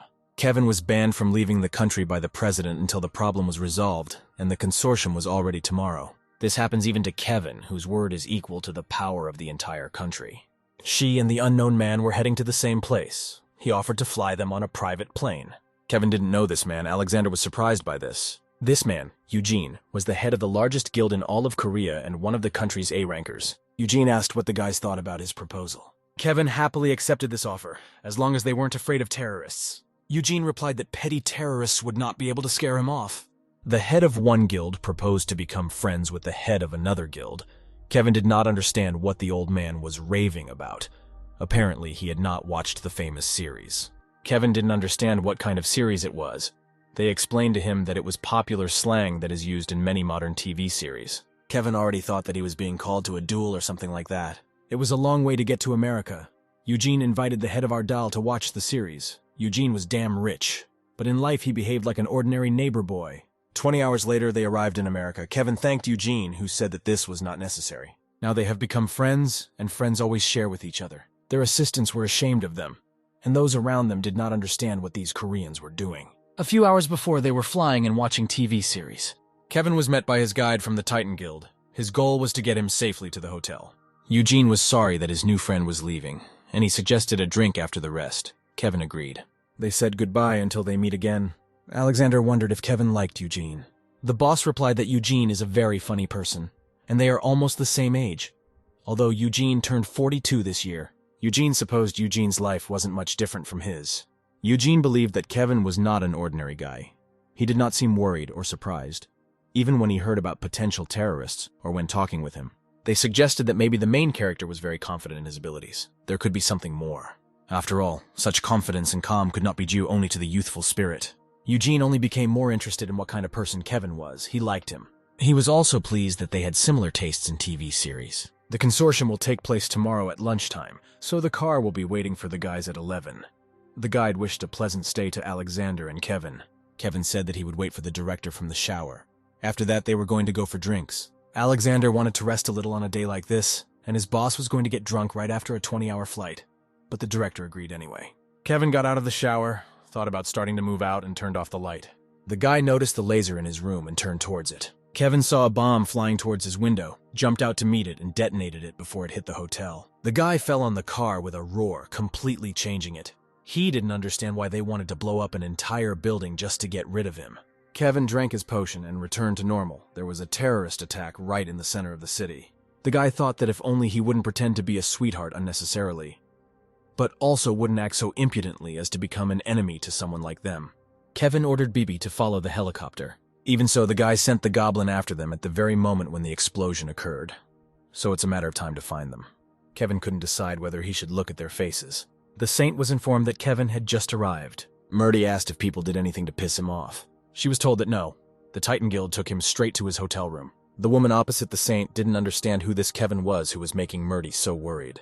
Murdy was glad that tomorrow she would see the ruthless necromancer. She could no longer avoid him. She was worried that she had angered him by not showing up for the meeting in person. Kevin, according to the saint, was someone who thought that way. Murdy asked where the hotel where the main character stayed was located. In her opinion, she had to meet him immediately. In this case, the Holy Knights of Aria volunteered to accompany her. Alexander and Michael pounded on the door of Kevin's room, but for some reason he didn't open it. While washing in the shower, Alexander heard a gas explosion. Residents of the rooms jumped out onto the balconies, even in shorts, just to find out what had happened.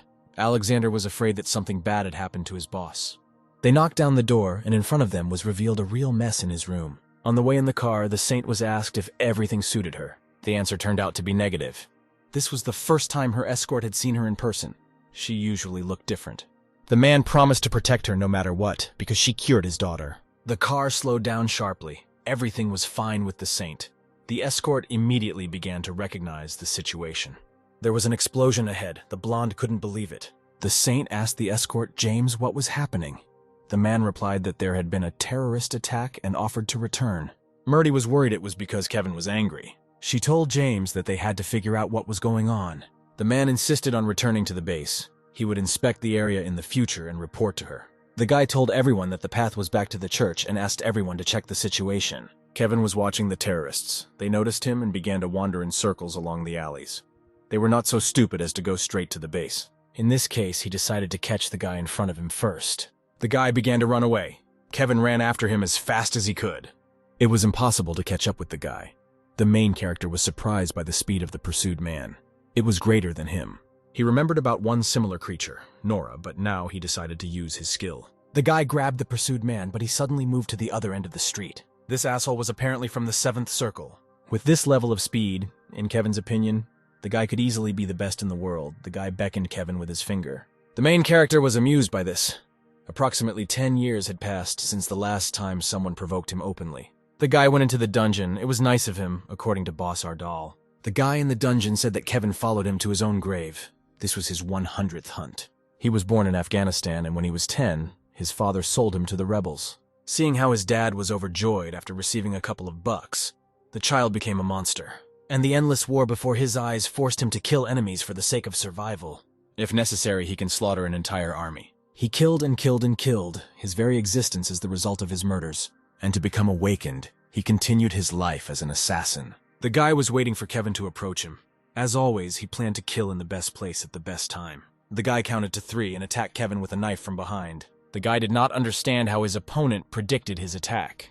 Kevin grabbed him by the collar and told him he was caught. The guy was able to escape and wave the knife. Kevin managed to dodge. The guy didn't understand how the main character knew where he would be. After he became awakened, no one could predict him. Kevin admitted that his opponent is quite good. Most assassins wield 2 blades, so one-on-one fighting is their strong point. The guy didn't understand what kind of nonsense Kevin was talking about. He began to criticize him early. The main character decided to see how long his opponent could hold out. The guy was amazed at the strength of the enemy. He was told that he was definitely a necromancer. Suddenly, Kevin disappeared. The guy realized that he had gone down into the dungeon. This time, he decided to come and finish him off. There was a lot of blood around him and not a single corpse. The lights turned on and the killer stood surrounded by the necromancer's skeletal soldiers. Kevin announced the start of the second round of the challenge. The guy realized that it was a trap. He tried to count the skeletons, but then realized that the number did not matter. The killer used his God's Wrath skill, he had a berserker skill, he had dual skills as an assassin warrior. The guy desperately rushed to attack the skeletons. Kevin realized that his soldiers were useful. The killer repeated under his breath that he would kill Kevin, and ended up behind him with a sword.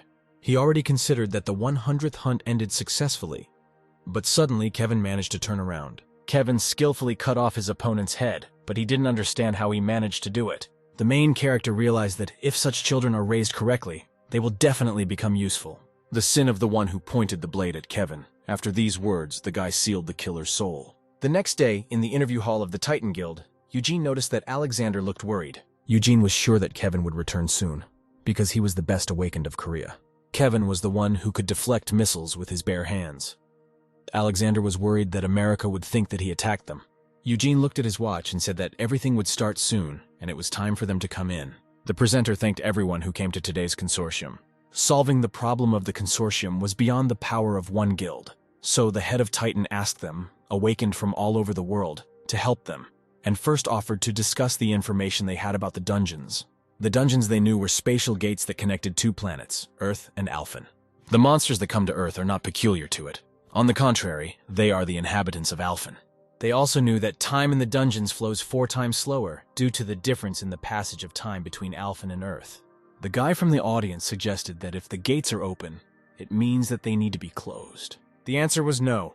Such changes were too risky. They had a better solution. During the president's speech, a saint appeared on stage. She said that people from Earth must cross the bridge and be the first to exterminate the monsters. Murdy said that she was pleased to meet those sitting in the hall. She arrived from the planet Alphen to save the Earth. The viewer from the audience could hardly believe that she was a priestess or someone from Alphen. What he saw in front of him was nothing more than an ordinary awakened one. She used her ability to prove to everyone sitting who she was. She, together with the Order of Paladins, was going to open the way for them to Alphen. Everyone would have to go there in order to save the planet Earth. If the awakened ones do not decide to do this, then only ruins will remain on Earth, just like on Alphen.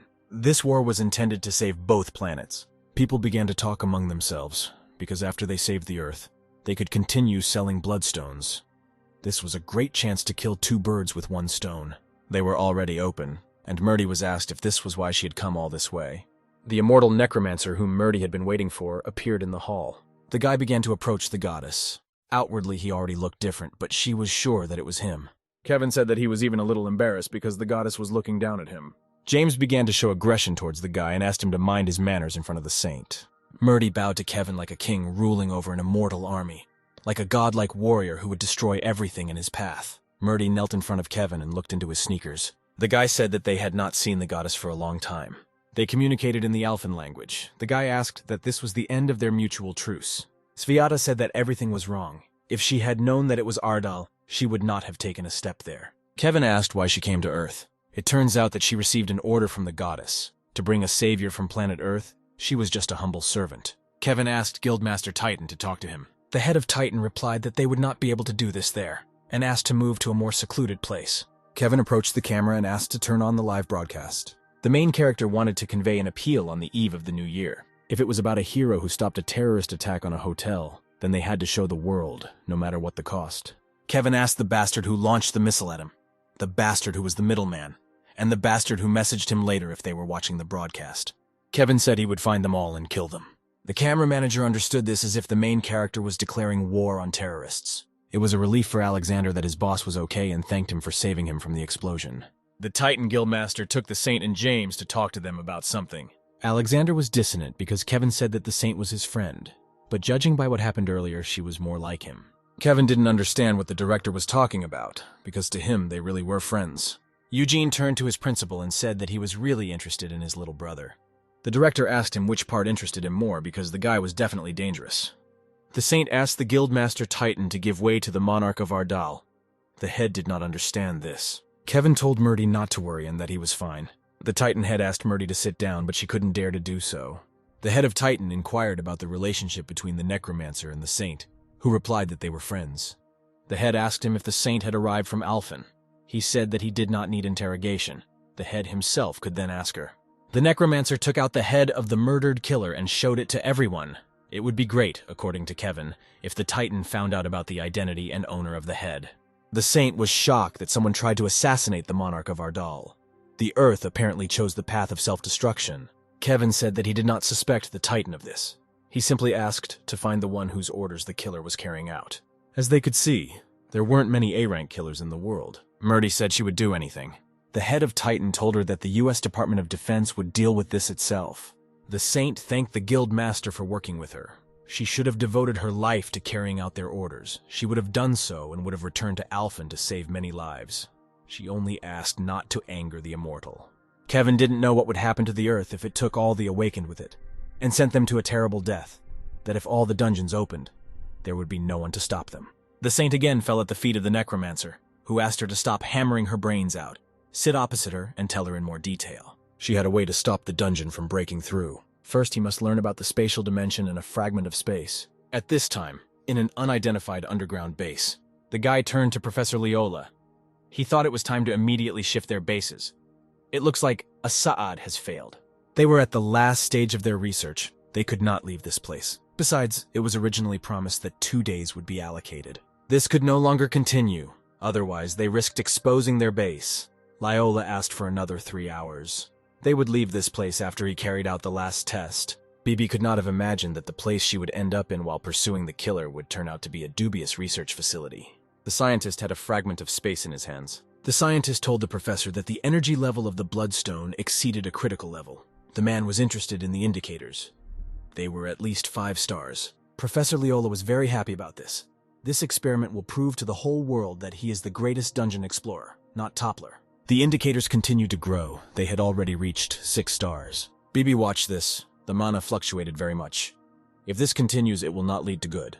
The indicators began to grow rapidly. The scientist was shocked. The indicators exceeded all norms. The light from the fragment burst outside the building. The man was glad to finally find a place where vitality filled him to the brim. Bibi jumped out at this creature. The succubus was very energetic. Before the Saint explains the method of stopping the splitting of the dungeon, they had to learn about spatial change and a fragment of space. In her understanding, the spatial dimension was a special space in the upper dimension, but she was sure that they were already there. These are other dimensions that appeared behind the red portal, appearing in dungeons from levels 4 to 6, Kevin remembered. As they may have already noticed, dungeons are like the entrance door to such places. Many dungeons are connected to one-dimensional areas, like the tentacles of an octopus. Kevin didn't understand how this had anything to do with stopping the monsters that were breaking out of the dungeons, or why these splits were happening at all. Speaking from the point of view of Earthlings, dungeon rifts are a process of synchronization. Monsters will not be able to exert their full power if there is not enough mana, so they cleave dungeons in order to spread the energy of the dungeon. They turned the Earth into their habitat, literally terraforming the Earth. Kevin couldn't understand if this meant that they could stop this process. Even if they cleared the dungeons, the Earth was filled with mana from bloodstones. Murdy knew one way. Dungeons and spatial dimensions are under the control of the Dimensional Lord. In other words, whether to send monsters or not is his will. Kevin had an epiphany and asked if they could be the Lords of Dimensions. The invader Tranit and his 72 military leaders are representatives of the Lord. Besides them, there are still lords of a lower level. And at the moment they are expanding their power through a war in which everyone is trying to win their own territory. They were busy defending the lands of Alphen, but they did not have the strength to fight back, so her plan was to gain the title of Lord of Dimensions and confront them on equal terms. In order to restore all the dungeons on Earth and Alphen, This sounded attractive to Kevin. It turns out, according to Kevin, if they take away all this land from them, they will remain on the street. Kevin hoped that when they recaptured them all, they would be able to see the Thranit boys who had hidden their faces so skillfully. Now Murdy was asked to tell how to get spatial lands. They would be able to acquire spatial territories and take personal control of empty lands. Only both plans required the presence of stones, which were called a fragment of space. Kevin pulled out a fragment of space and showed it to Murdy. The saint was shocked that her interlocutor was able to get it. He said that he just picked it up somewhere. He asked what to do with it.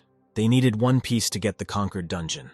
So Emma's needs 3 pieces because they don't have their own spatial dimensions. Kevin wondered if he could take anyone. Murdy said that he needed the dungeon to choose him. If he held onto a fragment of space, he would point to the dungeon reacting to him. The main character did not understand such stinginess. In this case, the guy asked her to give him 2 more such fragments. Judging by the way she remained silent, she had some leftovers. The guy extended his hand and asked to give them back. He asked her if she was sure that she only had 1 fragment.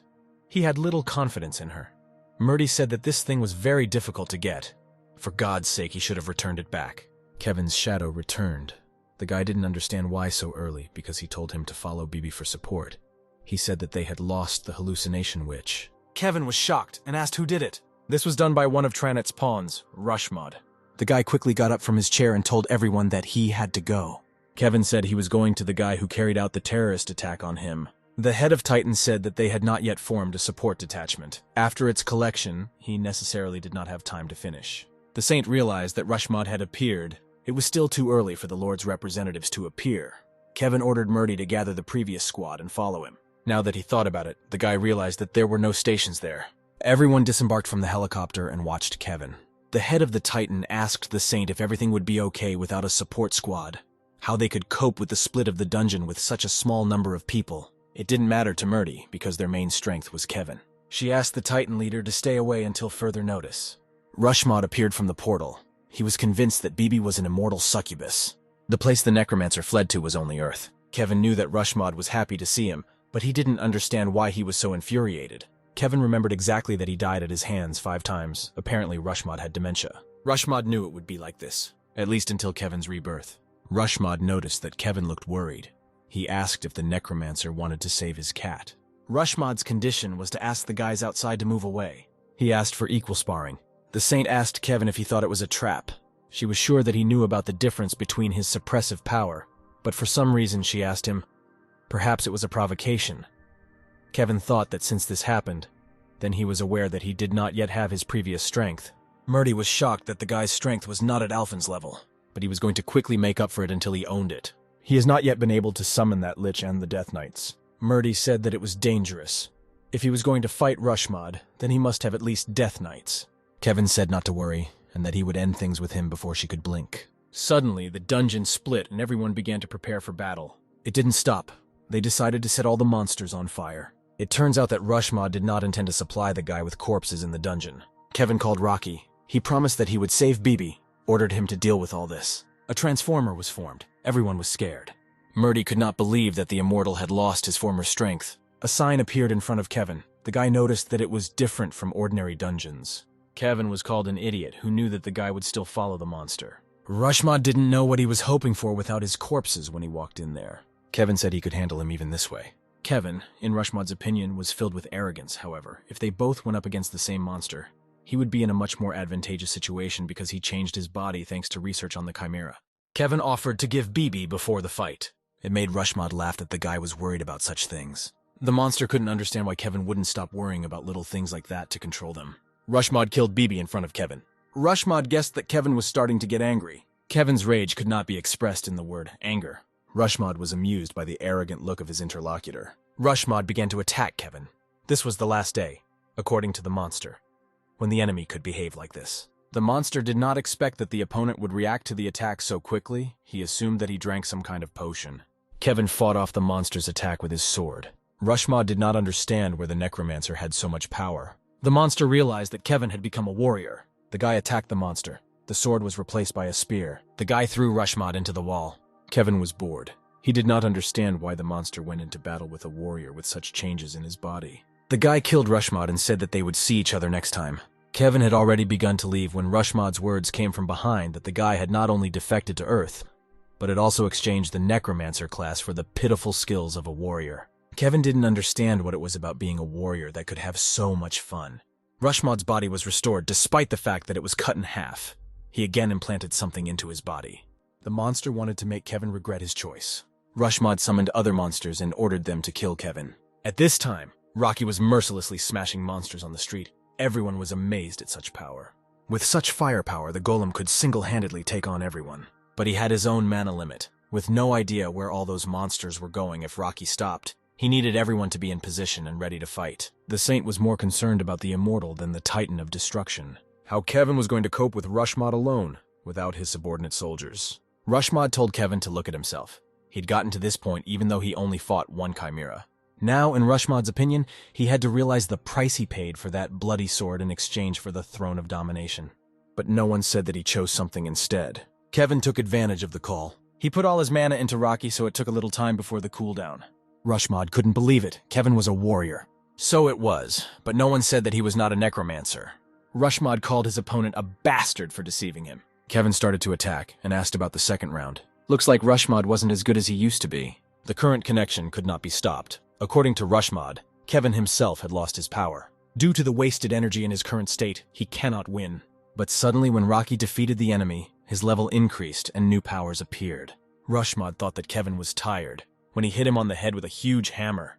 Kevin could not understand how the monster dared and cut off his head. Rushmod advised Kevin to enjoy while he could, because the connection had already been launched, and to escape if he wanted to live. Kevin had no intention of running away. The main character praised Rocky for his good work. The golem began to apologize to Kevin. Even if the summoned one dies, he will not disappear, but until resurrection he will unconsciously wander in the endless void. The guy asked Rocky to come back quickly and take care of Bibi. The golem disappeared. Kevin was sure that Murdy knew how Rushmod appeared outside the subway station. The Saint replied that the Earth had not yet fully synchronized. In fact, dungeons could not appear anywhere. The same should have happened to him. But this was no ordinary dungeon. This place was a summoning circle. Someone from Earth used a fragment of space. It looks like he was trying to summon a dungeon, but it resulted in Rushmod appearing. Kevin didn't understand who was such an idiot and why the hell it was necessary to summon the dungeon if he himself was not able to cope with it. Kevin told Murdy that he would not allow Thranit to come to Earth like this. He hoped for her cooperation. The Saint replied that she would make every effort to save Alphen if she could obtain the spatial dimension. Murdy knew that the man from the prophecy would be an immortal. The Saint will do everything in her power to help Kevin. After his unsuccessful fight with Rushmod, Kevin focused on leveling up in 6-star dungeons as a favor to the Titan Guild. Afterwards, the Ardal and Titan Guilds established a strong alliance in the form of an alliance. They considered the details of protecting the Earth and the expedition to Alphen. The conclusions drawn from the consortium, the army of Thranit and the position of Alphen, as well as the whole truth about the structure of the dungeons, led the whole world into confusion. The land was at risk due to the mining and use of bloodstones, but they also served as weapons against danger. The world was divided into two sides who entered into heated debates among themselves. On the side between those who believed that it was time to stop with dungeons, and between those who wanted to strengthen defenses through an active approach to dungeons. Given all the circumstances, the world needed a unified defense system. It was decided to convene a team to lead the worldwide organization of the Awakened. A month later, it was time to return. The leaders of Ardal and Titan shook hands and thanked each other for their work. Kevin thought it would be much easier for the Saint now that he didn't have to see the guy anymore. The guy thought he was right. The girl quickly denied it. It was written all over her face. Their next meeting was supposed to take place on Alphen. The Saint told her goddess that the day when she would return to her planet was already close. The girl felt the revelation of the goddess. The goddess told her to follow Kevin and stay by his side. The Saint did not understand why she was suffering all this. Kevin asked to be dropped off in the middle of the road. Then he was going to take a taxi. Alexander did not understand what about dinner with the president. Kevin said he didn't want to, but the president didn't call him just for the food. He asked Alexander to go instead, but Kevin needed to be there, and he also needed to elect a CEO. From that moment on, Kevin appointed Alexander as vice president and told him to go there. Kevin needed to go home because he was tired, and wished Alexander a pleasant dinner. Alexander did not understand what to do, because it was a meeting with the president of the country. He did not expect a new appointment. When the man realized what he had become, he began to laugh. The driver called the guild crazy. Kevin was on the phone and said he would be home soon. The taxi driver asked the guy for 25,001 for the trip. The guy just remembered that he had no money, since he forgot his luggage in the car with Alexander. Kevin asked to be taken to the metro station. He decided it was time to meet a guy he hadn't seen for a long time. John picked up the phone and asked Kevin how his trip abroad was. The guy asked if John was at home. Kevin asked John to go outside with 50,000 won, since he had nothing to pay for the taxi. The guy did not like the request. John didn't understand why this guy didn't change. Kaya asked where John was going because he had to take the last test. The young man replied that he would go out for a minute. Tomorrow is the national exams. The sister was afraid that he might have caught a cold, but the guy said that he would be quick and would lend Kevin the money. His sister beamed upon hearing the name. Kevin thought that Kaya was not at home. He said that it would be better for John to take the money out. The guy apologized for the disturbance. The girl said that everything was fine. She had not seen an old friend for a long time. The girl said that she quit the factory. The guy thought it was for the sake of a celebrity career. Kevin saw an article that said Kaya is a beautiful awakened girl. She asked to forget the previous topic of dialogue. She wanted to discuss something else. The girl showed him her web novel. She had always dreamed of becoming a writer, but now she was serious. He did not know that she loved to write. The novella said that a summoning circle suddenly appeared under the student's feet. Through this circle, the main character of the novel found himself in another world. He went through all the difficulties and became an expert, and was finally able to find a way to return back to Earth. But when he returned, the Earth was no longer the same. Humanity was dominated by monsters. Kevin assumed it was all written about him. The girl said that she was thinking about Kevin when she wrote it, but it turned out to be quite an interesting piece. Kevin noticed a lot of comments. The girl asked not to read them. Kaya wanted to thank the guy. If it weren't for him, she wouldn't be able to walk among people like this. She wouldn't even be able to do what she dreamed of. Kevin was sure that the girl could get through this, since she was strong in spirit and he just helped a little. According to Kevin, Kaya is brave enough to live such a life. Kevin arrived at the office and saw that the guild was now quite lively. The guy asked if the other first members of the guild were here. They were distributing rewards and should be here soon. Anna greeted Kevin. The girl transferred to the reserve unit and was no longer a lieutenant. She started work yesterday. There was still time before she would stop wearing the uniform. Kevin wanted to talk about this later when Alexander arrived and wanted to do a quick interview. The guy knew that the girl had an F rank. He was able to see this. Anna was shocked. When he analyzed her last time, she was level 11. Perhaps this was due to the strengthening of synchronization. Judging by the fact that she had increased 3 levels in such a short period, she had good potential. Due to the fact that the military used modern weapons, she did not have the opportunity to improve her awakening skills. He gave the girl candy and told her to eat it and then absorb the mana. Anna didn't understand why she needed such expensive enhancement stones. In her current state, he will not be able to help her. She must accept them. Kevin asked to just eat them first. The girl agreed. The girl understood that she could cope with this. Kevin noticed that she was doing great with her medications. The time has come for skills. The main character was thinking about which ones to choose. The initial characteristics of the ward were acceptable. And since she is a military man, she is good on the battlefield. He handed her the book and told her to hold it. She needed to perfect this skill because it was very important to her. He offered her another stack of books and told her to let everything bounce off her teeth. Liam burst into the room and addressed Kevin, looking worried. He had grown up enough. Kevin did not expect to be greeted like this after a long separation. Liam turned on the TV. Alexander was there, who signed a defense contract with South Korea. Kevin didn't understand what the vice president did after he ate. The main character didn't know the people in front. These were the head of the Ministry of Defense and the main leader of the army. Judging by the announced agreement, their guild will have support from the state. Now Ardal was responsible for national defense. They were a kind of state army. Liam said that in other words. This meant that most of their time would be spent in the army. Kevin was shocked. He only told Alexander to eat, and that led to this. Kevin said that when the little bastard comes back, he won't go anywhere. The guy himself began to get ready for the beginner's training camp. He was going to the dungeons. Several of his subordinates would go with him. Liam was surprised when he learned that Anna was awakened, that she had mana and skills. The guy began to squeeze Kevin's hand and said that he would work harder in the future. They offered to take Alexander back. The man asked for a ride to his office. The driver said they would have to move their office soon. Now Ardal is protecting the entire country. They will need a larger place. They will start working together, as they choose an office. Alexander did not sign the contract since Kevin's opinion mattered. The conditions, according to the driver, were excellent. They called Alexander and asked why he did not answer his calls. Kevin and the awakened ones went into the dungeon. Michael asked Alexander about what happened. Now is not the time for jokes. He did not understand how the signing of the contract happened. Alexander couldn't understand how Michael knew about this. It turns out it was all over the news. The man asked the driver whether the press conference was a live broadcast. He replied that in no case, and even if so, it was a pure accident. Alexander decided to stop by the office first. They were slippery bastards. There was no need to rush to reveal this news. The president suggested one thing at the dinner.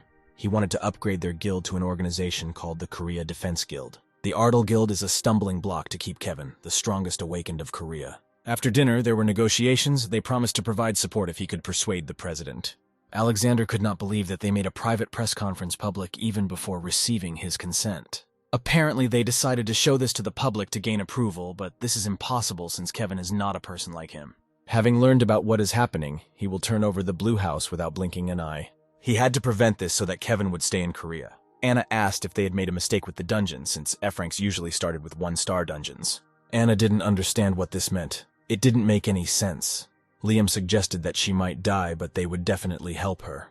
Anna asked about the president. He had already come in a long time ago. The girl was embarrassed by this, because they came for training. The guy handed her a dagger and said that the training had already begun. Liam asked if she had ever gutted raw fish. Anna didn't understand where or why she was there. She noticed that Liam was quickly cutting up creatures and collecting bloodstones. She did not understand how this happened. Liam hurried Anna. At this rate, they would meet Kevin before he went below. She had already begun to extract bloodstones faster, but she still couldn't keep up with Liam, and she especially didn't understand how Kevin was hunting. The girl saw red flashes and thought they were monsters. There weren't just a couple of them. She didn't understand how the president missed them. This meant that Kevin was already returning. These weren't monsters, they were skeleton soldiers. Kevin was surprised that they weren't finished yet. Liam was in a hurry to gather the rest, but the president stopped him and told him to go into the portal.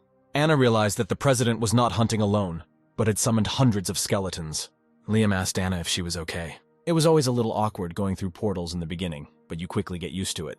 Anna didn't understand why the clothes were still the same. It turns out they were made from materials mined in the dungeon. Kevin said they were on time. He asked Anna to come over. He told her to try to tame the creature. This creature turned out to be a level 57 saber-toothed tiger. Anna asked if she really had to do this. It seemed to her that she would be torn when she got closer. Kevin clarified that no one forced her to fight. She was asked to tame an animal. The president asked Liam to make sure that the tiger would not rock the boat. The guy jumped closer to the creature and greeted him. The tiger roared so loudly that the wind rose. Anna was too scared. Liam asked the creature why he shouted, since the guy didn't even touch him. The tiger rushed at Liam, but the guy used his ability, first apologizing for the pain. Anna was surprised. She heard that Liam had a B rank, but she didn't expect such strength. After all, Liam himself looked weak. The young man said that Anna could already enter their bone cage. The girl began to use the taming ability. The animal growled, for which Liam kicked it, telling it not to rock the boat. Anna told Kevin that even if she tried, she still wouldn't succeed, especially since she didn't have enough mana. Her mana began to slowly recover. She did not understand how Kevin could do this. The president told the girl not to rush. Everything that happened to her was natural, because they had a significant difference in levels. There were 2 methods of training: to be close to him, like friends, or to beat him and make him a subordinate. Anna did not know what to choose because the creature had already been beaten. The true villain this time was Liam. It was with the one who was beaten that she had to become close. Kevin asked about further actions. Liam tried to scare Anna in the cage. The girl did not understand what was happening at all, how they offered her to deceive him with the help of this clownery. Liam swung and broke the girl's bone with a blow. She was sure that the blow was weak. She asked the director to stop because her arm was broken. The distraught guy called her a weakling. Kevin advised her to quickly pretend that she was attacking him and then tame him. The girl swung wildly and hit the guy in the chest so that he flew off, breaking the cage. Apparently it worked. The creature looked at her with happy eyes. The tiger began to affectionately rub against her legs. It was great because she now had a protector. Liam asked about his acting. The boss replied that he acted like an Oscar candidate. Anna said Liam looked scary. She didn't know he was an awakened with physical abilities. But Liam was a magician. Kevin asked Liam what kind of face he just made. All this time, Liam believed everything the boss said. Maybe he became stronger because he had his support. But the guy was a fire magician, then why could he only wave his fists? He dreamed of becoming a wizard from the very beginning. Kevin asked how Liam felt about being the director. He only did small errands, which meant that he was an errand boy who was well paid. That's not what Kevin meant. When he needs someone to do his job for him while he's away, who else should he turn to? Liam was the number 2 head of this guild, which means that one day he will definitely become stronger. Advanced fire magic has high requirements which he does not possess, but now he could learn it. He congratulated him on achieving A rank. Now he has become a fireman. Liam couldn't believe he was complaining. Despite Kevin's good intentions, he would follow him for the rest of his life. Alexander thought about what he should do now, how he could convince the president, but without going against his will. Kevin greeted Alexander aggressively and told him to listen.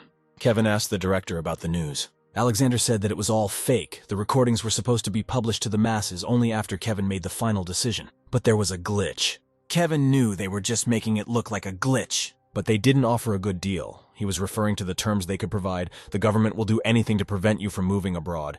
In truth, some countries put pressure on the Korean government. But the problem was not the conditions. The real reason for creating the guild was to avoid conscription into the army. He could have joined the Hammer Guild if he wanted to avoid the army. Why bother creating a guild? It wasn't about the state. Kevin didn't want to work for anyone.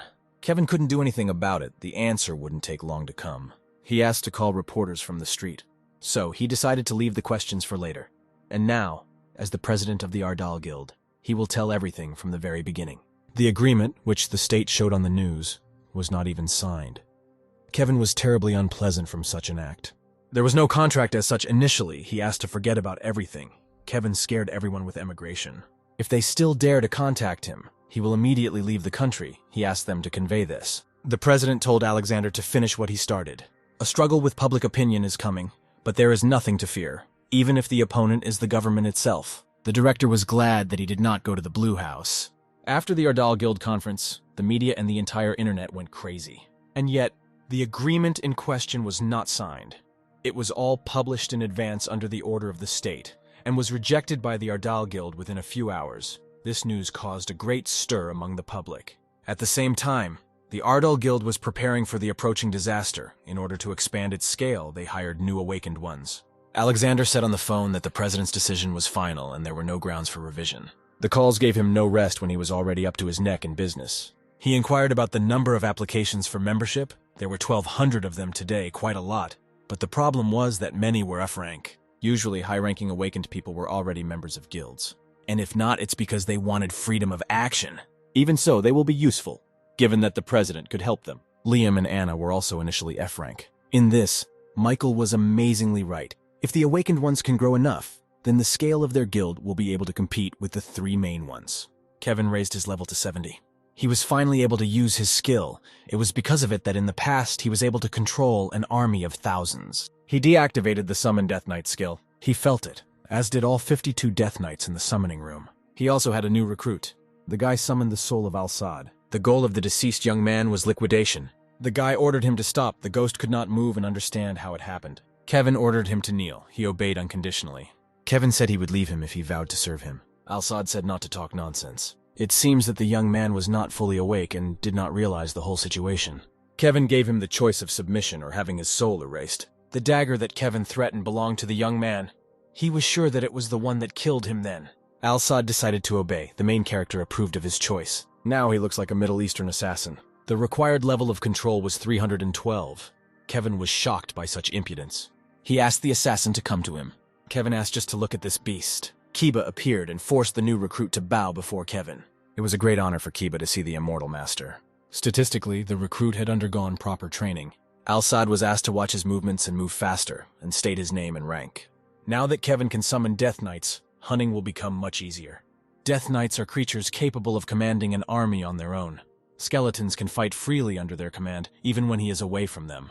Also, skeletons can move into the summoning room with Death Knights, and Kevin doesn't even have to hunt himself when he's in the dungeon. Kevin was told that the summoning room was very noisy. Bibi was asked about her condition. She did not like the question. When she becomes stronger, then she will show the cattle real hell. Her soul was depressed after the resurrection. Thank God her previous energy returned. Liam joined them. Apparently he had already mastered the flame skills. The guy said that it was all thanks to the boss. Bibi said that she had not seen him so strong for a long time. Liam asked who the kid was and pointed to Bibi. Kevin had forgotten that they hadn't met before. Liam remembered that Bibi was the cat they had picked up earlier. The young man reported that they had already collected all the death stones. Kevin was surprised at the speed. The guy found himself a couple of brats who helped him. Kevin will introduce them when the boss returns. Liam noticed that there were still monsters there, and he asked Kevin to leave them to him. The boss stopped his subordinate. It looks like Anna learned to tame animals on her own. The girl, riding on an animal, waved to her colleagues. Kevin was pleased that she was growing quickly. Liam couldn't believe that the girl was already D rank after just 3 dungeons. She had excellent work speed. She was really growing fast. It would be ideal if she could tame even more. Liam said she already has 20 of them. It looks like collecting bloodstones will go faster. Kevin said not to let such small achievements blind you. Liam and Anna still had to grow and grow. And there was something else that he needed to solve, to get rid of the forces that ordered Assad to kill him. Kevin asked George to contact the Titan Guild. The head of Titan picked up the phone and asked what was the matter. The head of Ardal asked if he remembered the guy he showed in America. The guildmaster of Titan remembered. Kevin thought that he had found him, but it was not so. Asada was a famous killer. Assad had no connections with anyone. He is an independent mercenary, and he has many orders, most of which were carried out in Afghanistan. They were still trying to find those who were behind him, Kevin seemed to have guessed. He became aware of everything. As soon as he asked al-Assad, he was able to track all of his organizations and all of his clients. Titan was interested in catching the terrorists. No matter who they were, they had no right to attempt to kill Kevin. There was a reporter broadcast on TV about Kevin, that he raised the whole world's ears about whether he would accept orders from other countries. Another TV channel said they needed a system to grow A ranks like Kevin. An enraged William looked at this and could not believe his ears. The contract killing on Kevin, which cost him tens of billions of dollars, was unsuccessful. Quite a long time has passed since his last contact with the terror group. In addition, the chairman severed all ties with him. The status of the Hwarang Guild began to decline rapidly after Nora's death. William grabbed his head. He believed that it was all because of Kevin. Suddenly, a voice appeared and asked if he wanted to take revenge. William was scared. He was once again asked if he wanted revenge on Kevin, who killed Nora. An entity appeared before him that could lend him the strength to do this. If William wanted revenge, then he had to go to the dungeon where Nora was killed. William asked to show himself, but the entity disappeared with words that it would be waiting for him. The head did not understand what happened. He thought it was a ghost. Looking up, he saw Nora's sword, which was definitely left in the dungeon where she died. William picked up the sword and smiled evilly. The head of Titan was thinking about how to identify the terrorists and get rid of them. Guild Ardal only asked them for two things. To begin with, transport to Central Asia, and also stabilize the territory that will remain after the reprisal against the terrorists. Their guild provided transportation. The U.S. military has already settled in that territory and is conducting a special operation. As they investigate the opponents, the only thing they can do is follow Mr. Kevin's instructions. If they fail, they will be publicly criticized by both the U.S. government and the Titan Guild.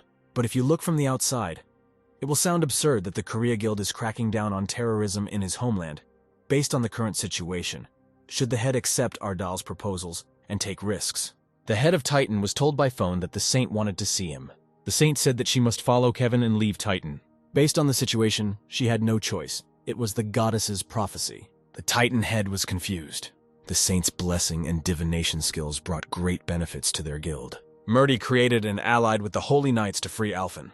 Without the Saint, the Titan Guild will suffer greatly, and it will be difficult to prevent future disasters. The Saint thanked the Titan for her attention, but she did not dare to go against the prophecy. She would leave everything that she received from them and leave. The Guildmaster could not stop her. But the head asked her to lead the Holy Knights. They were gathered under the Order of Arya. They will become a support if they are on the side of the Saint, Murdy was delighted. The leader said that he would be deeply indebted to her, so they would continue to support the Order of Arya. Her order will always be welcome among them. Murdy thanked him and said that the goddess wished them happiness. For him, this was the best alternative. He had to keep in touch with her. William walked towards that dungeon. He needed strength to take revenge. By chance, he approached the monument to Kevin. He hit it with a click. The monument shattered, and a stranger watched. The man asked what William was doing. The head of Hwarang lifted him into the sky with his power and asked if he recognized him. Another man came out of the booth and asked what happened. He reported that a suspicious awakened person had been found at the metro station and asked for reinforcements. William knocked the phone out of his hands with his strength and asked if the guard recognized him. Now both men were in the air. William thought he was being looked down upon. He killed both men and called them non-entities. William, without realizing it, ended up in a dungeon. It was too late to look back. It was necessary to deal with the dungeon and then get out of there. He didn't know if he could do it alone. A voice in his head said that for him it would be a mere trifle if he accepted power. A portal opened in front of him. A voice said that it would give him everything he longed for. There was an ice palace in front of the man. He assumed that someone was there. William didn't understand what kind of nonsense this was. All the monsters he met along the way did not attack him. Apparently the one who called was the owner of the dungeon. He opened the door and walked inside the ice palace. The creature on the throne was surprised that the man had actually come. William bowed. The king of this place said that he was quick to grasp. He liked it. He went downstairs and asked William to raise his head. A powerful stream of energy emanated from the creature. If the man had said something wrong, he would have died immediately. The king welcomed him to his spatial dimension. Kevin entered the plane. They wished him a happy flight to Baran. Not a single reception of other guilds compares with Titan. Murdy was waiting for him on the plane. She was glad to see him again. They called Murdy wicked, said the whole room stank of her, and asked her to be killed. The Death Knights went wild. Kevin didn't understand why that grandmother needed this. The holy woman couldn't use him as a necromancer partner. Murdy apologized. The goddess's prophecies were unquestioning. Kevin asked not to approach him. if he notices even a spark of holy energy without the need for it, there is a high probability that the Death Knights will quickly deal with it. He didn't speak to scare her, he spoke literally, head off her shoulders. She didn't even have time to blink. The girl understood it. Murdy asked the goddess to take care of her and wish her a smooth trip. At Baran's operational headquarters, they showed Narsur Salchai, based on the testimony of Mr. Kevin and others testifying in the document. In the past, he was indeed a businessman.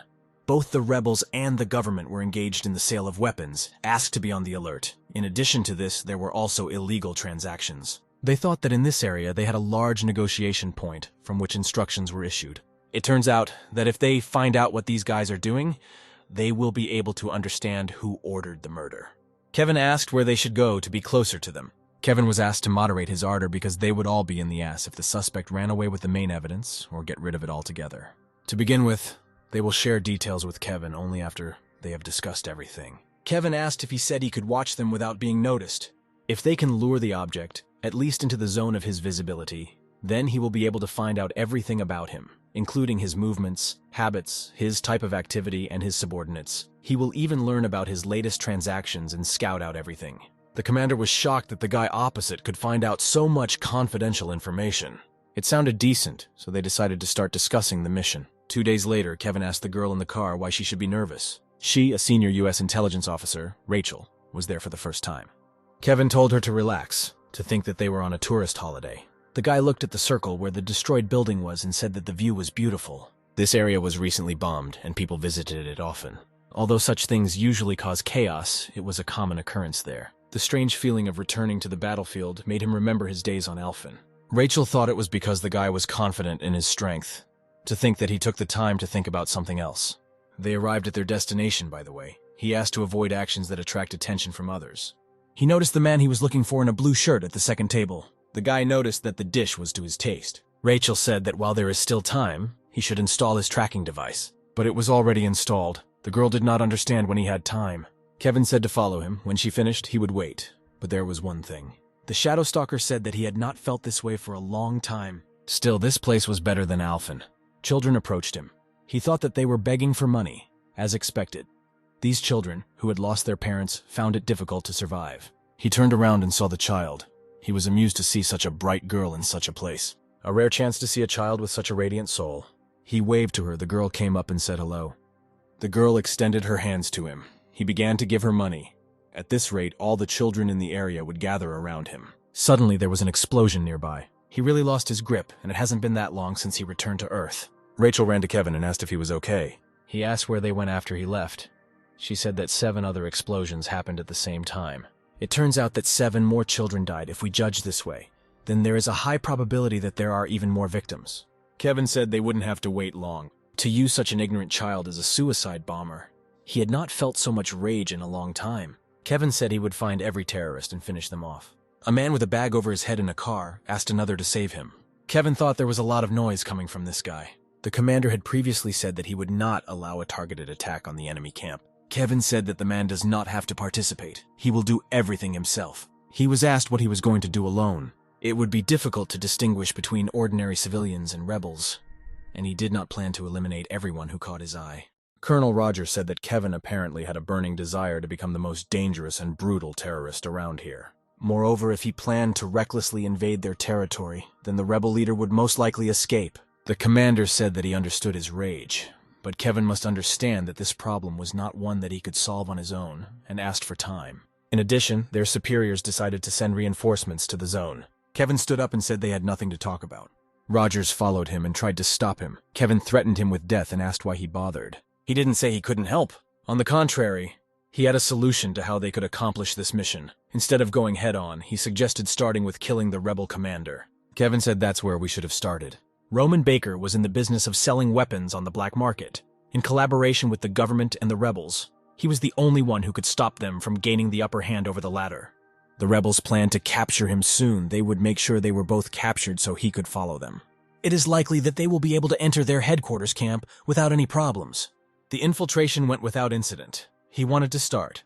The goblin level increased to 50. Kevin requested a body swap with the Shadow Goblin. It was an honor for him to be in the host's body. It was disgusting to switch bodies with a goblin, but there was no choice. To begin with, he decided to start with the 2 in front. leaving a mark on those who were not civilians. He had finally found the rebel leader. The goblin wanted to make his legs, since there was an execution planned and a bullet was about to be fired into his head. According to God's commandments, each of those listening must receive a punishment prepared from above. Asked to bow before God, those who disobey will receive a punishment 100 times worse. There were 25 rebel soldiers and 18 hostages, as well as the cry of those countless souls who undeservedly died in this desert. Kevin said that the speaker loves his brother very much. He carried out the punishment himself, since they did not have the right to do so. Kevin untied his hands and walked towards them. Trash like them isn't even worthy of God's punishment. It was all for the souls who died there. They started running away and calling Kevin Satan's minion. The bandits jumped into the car and told me to start it quickly. Ramson walked after their souls. Ramson ordered the soldiers to show themselves worthy before their immortal leader. Even if God didn't deal with their punishment, it didn't seem like they would receive his blessing. This was just the beginning. Kevin would turn each of them into his own undead soldier. Kevin thought about the remaining hostages. In front of him was the same guy with bulging eyes, selling illegal weapons. If Kevin twitches, then this guy will die. The man asked not to kill him, saying he would do anything for mercy. Kevin, with his power, killed the terrorist without touching him. The rescued guy thanked Kevin and said that he would definitely pay him. The main character did not need this. The rescued one assumed that it was because of his military status, and decided to send it secretly. Kevin asked him to shut up and put a dagger to his throat. The man said that this was wrong, because an American soldier should not be rude to his civilians. He said he wouldn't leave it like that. The guy would see. Kevin apologized. He said it wasn't worth it. Kevin slit his throat and said that he was not an American soldier. In place of this, the slain guy should have thought about the countless casualties that were lost on the battlefield. And now Kevin turned to the guy who was hiding behind the stone, told him to come out. He would count to 5, after which he would be dead. This guy turned out to be a war correspondent. His name was Tom. He heard about the hostages, so he came there. Kevin said that he was not late and to follow him. The guy asked what he should write down. The main character answered that the end of the terror. The commander did not understand what was happening. Looking at the tablet screen, the rebels should not have had so many tanks. They were all moving towards the base. Suggested that they began to squabble with each other. This report was sent by Hostage Rescue Team A. The man responsible for taking hostages who arrived in rebel territory was captured. They also discovered Roman's corpse, as expected of their awakened fighters. The commander asked about that, what losses they suffered. It turned out that there were none. The man was confused by this, but there was no resistance on the spot. Right now, some videos and photos have been circulating on the internet. The commander saw Kevin. The awakened one from Korea has declared war on the terrorists, and his rage rages across the desert. If everything was so, then all these enemy forces, as if for the final battle, are heading towards Kevin's undead army. The immortal Bell is furious, but not for himself, but for the adults and children of distant countries. If he had protected Alphen instead of Ardal, the planet could have been saved. Murdy asked the goddess that Kevin's anger would lead to the destruction of Tranit, and may a new order be established after his death. The furious man did not understand what these skeletons were. All major rebel bases were destroyed, including troops in cities under their control. The gunfire was useless, and as if they understood, the skeletons were only attacking the rebels. He was sure that they had followed them.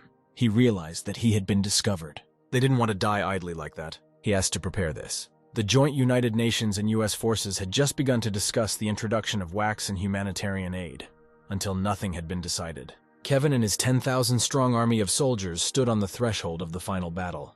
There might be people doubting the necromancer who controls such a large army. But amid the abyss of despair, for the first time he noticed a ray of hope. It came from a man who had worked as a war reporter for 15 years. And may he be reborn as a god who will surpass the king of the undead. This victory will turn him into a god. The goblin energy was approaching. Kevin wondered how long it would take him to escape, and finally he climbed out of his bunker. The main character decided to start immediately. He gave the order to burn the remaining garbage.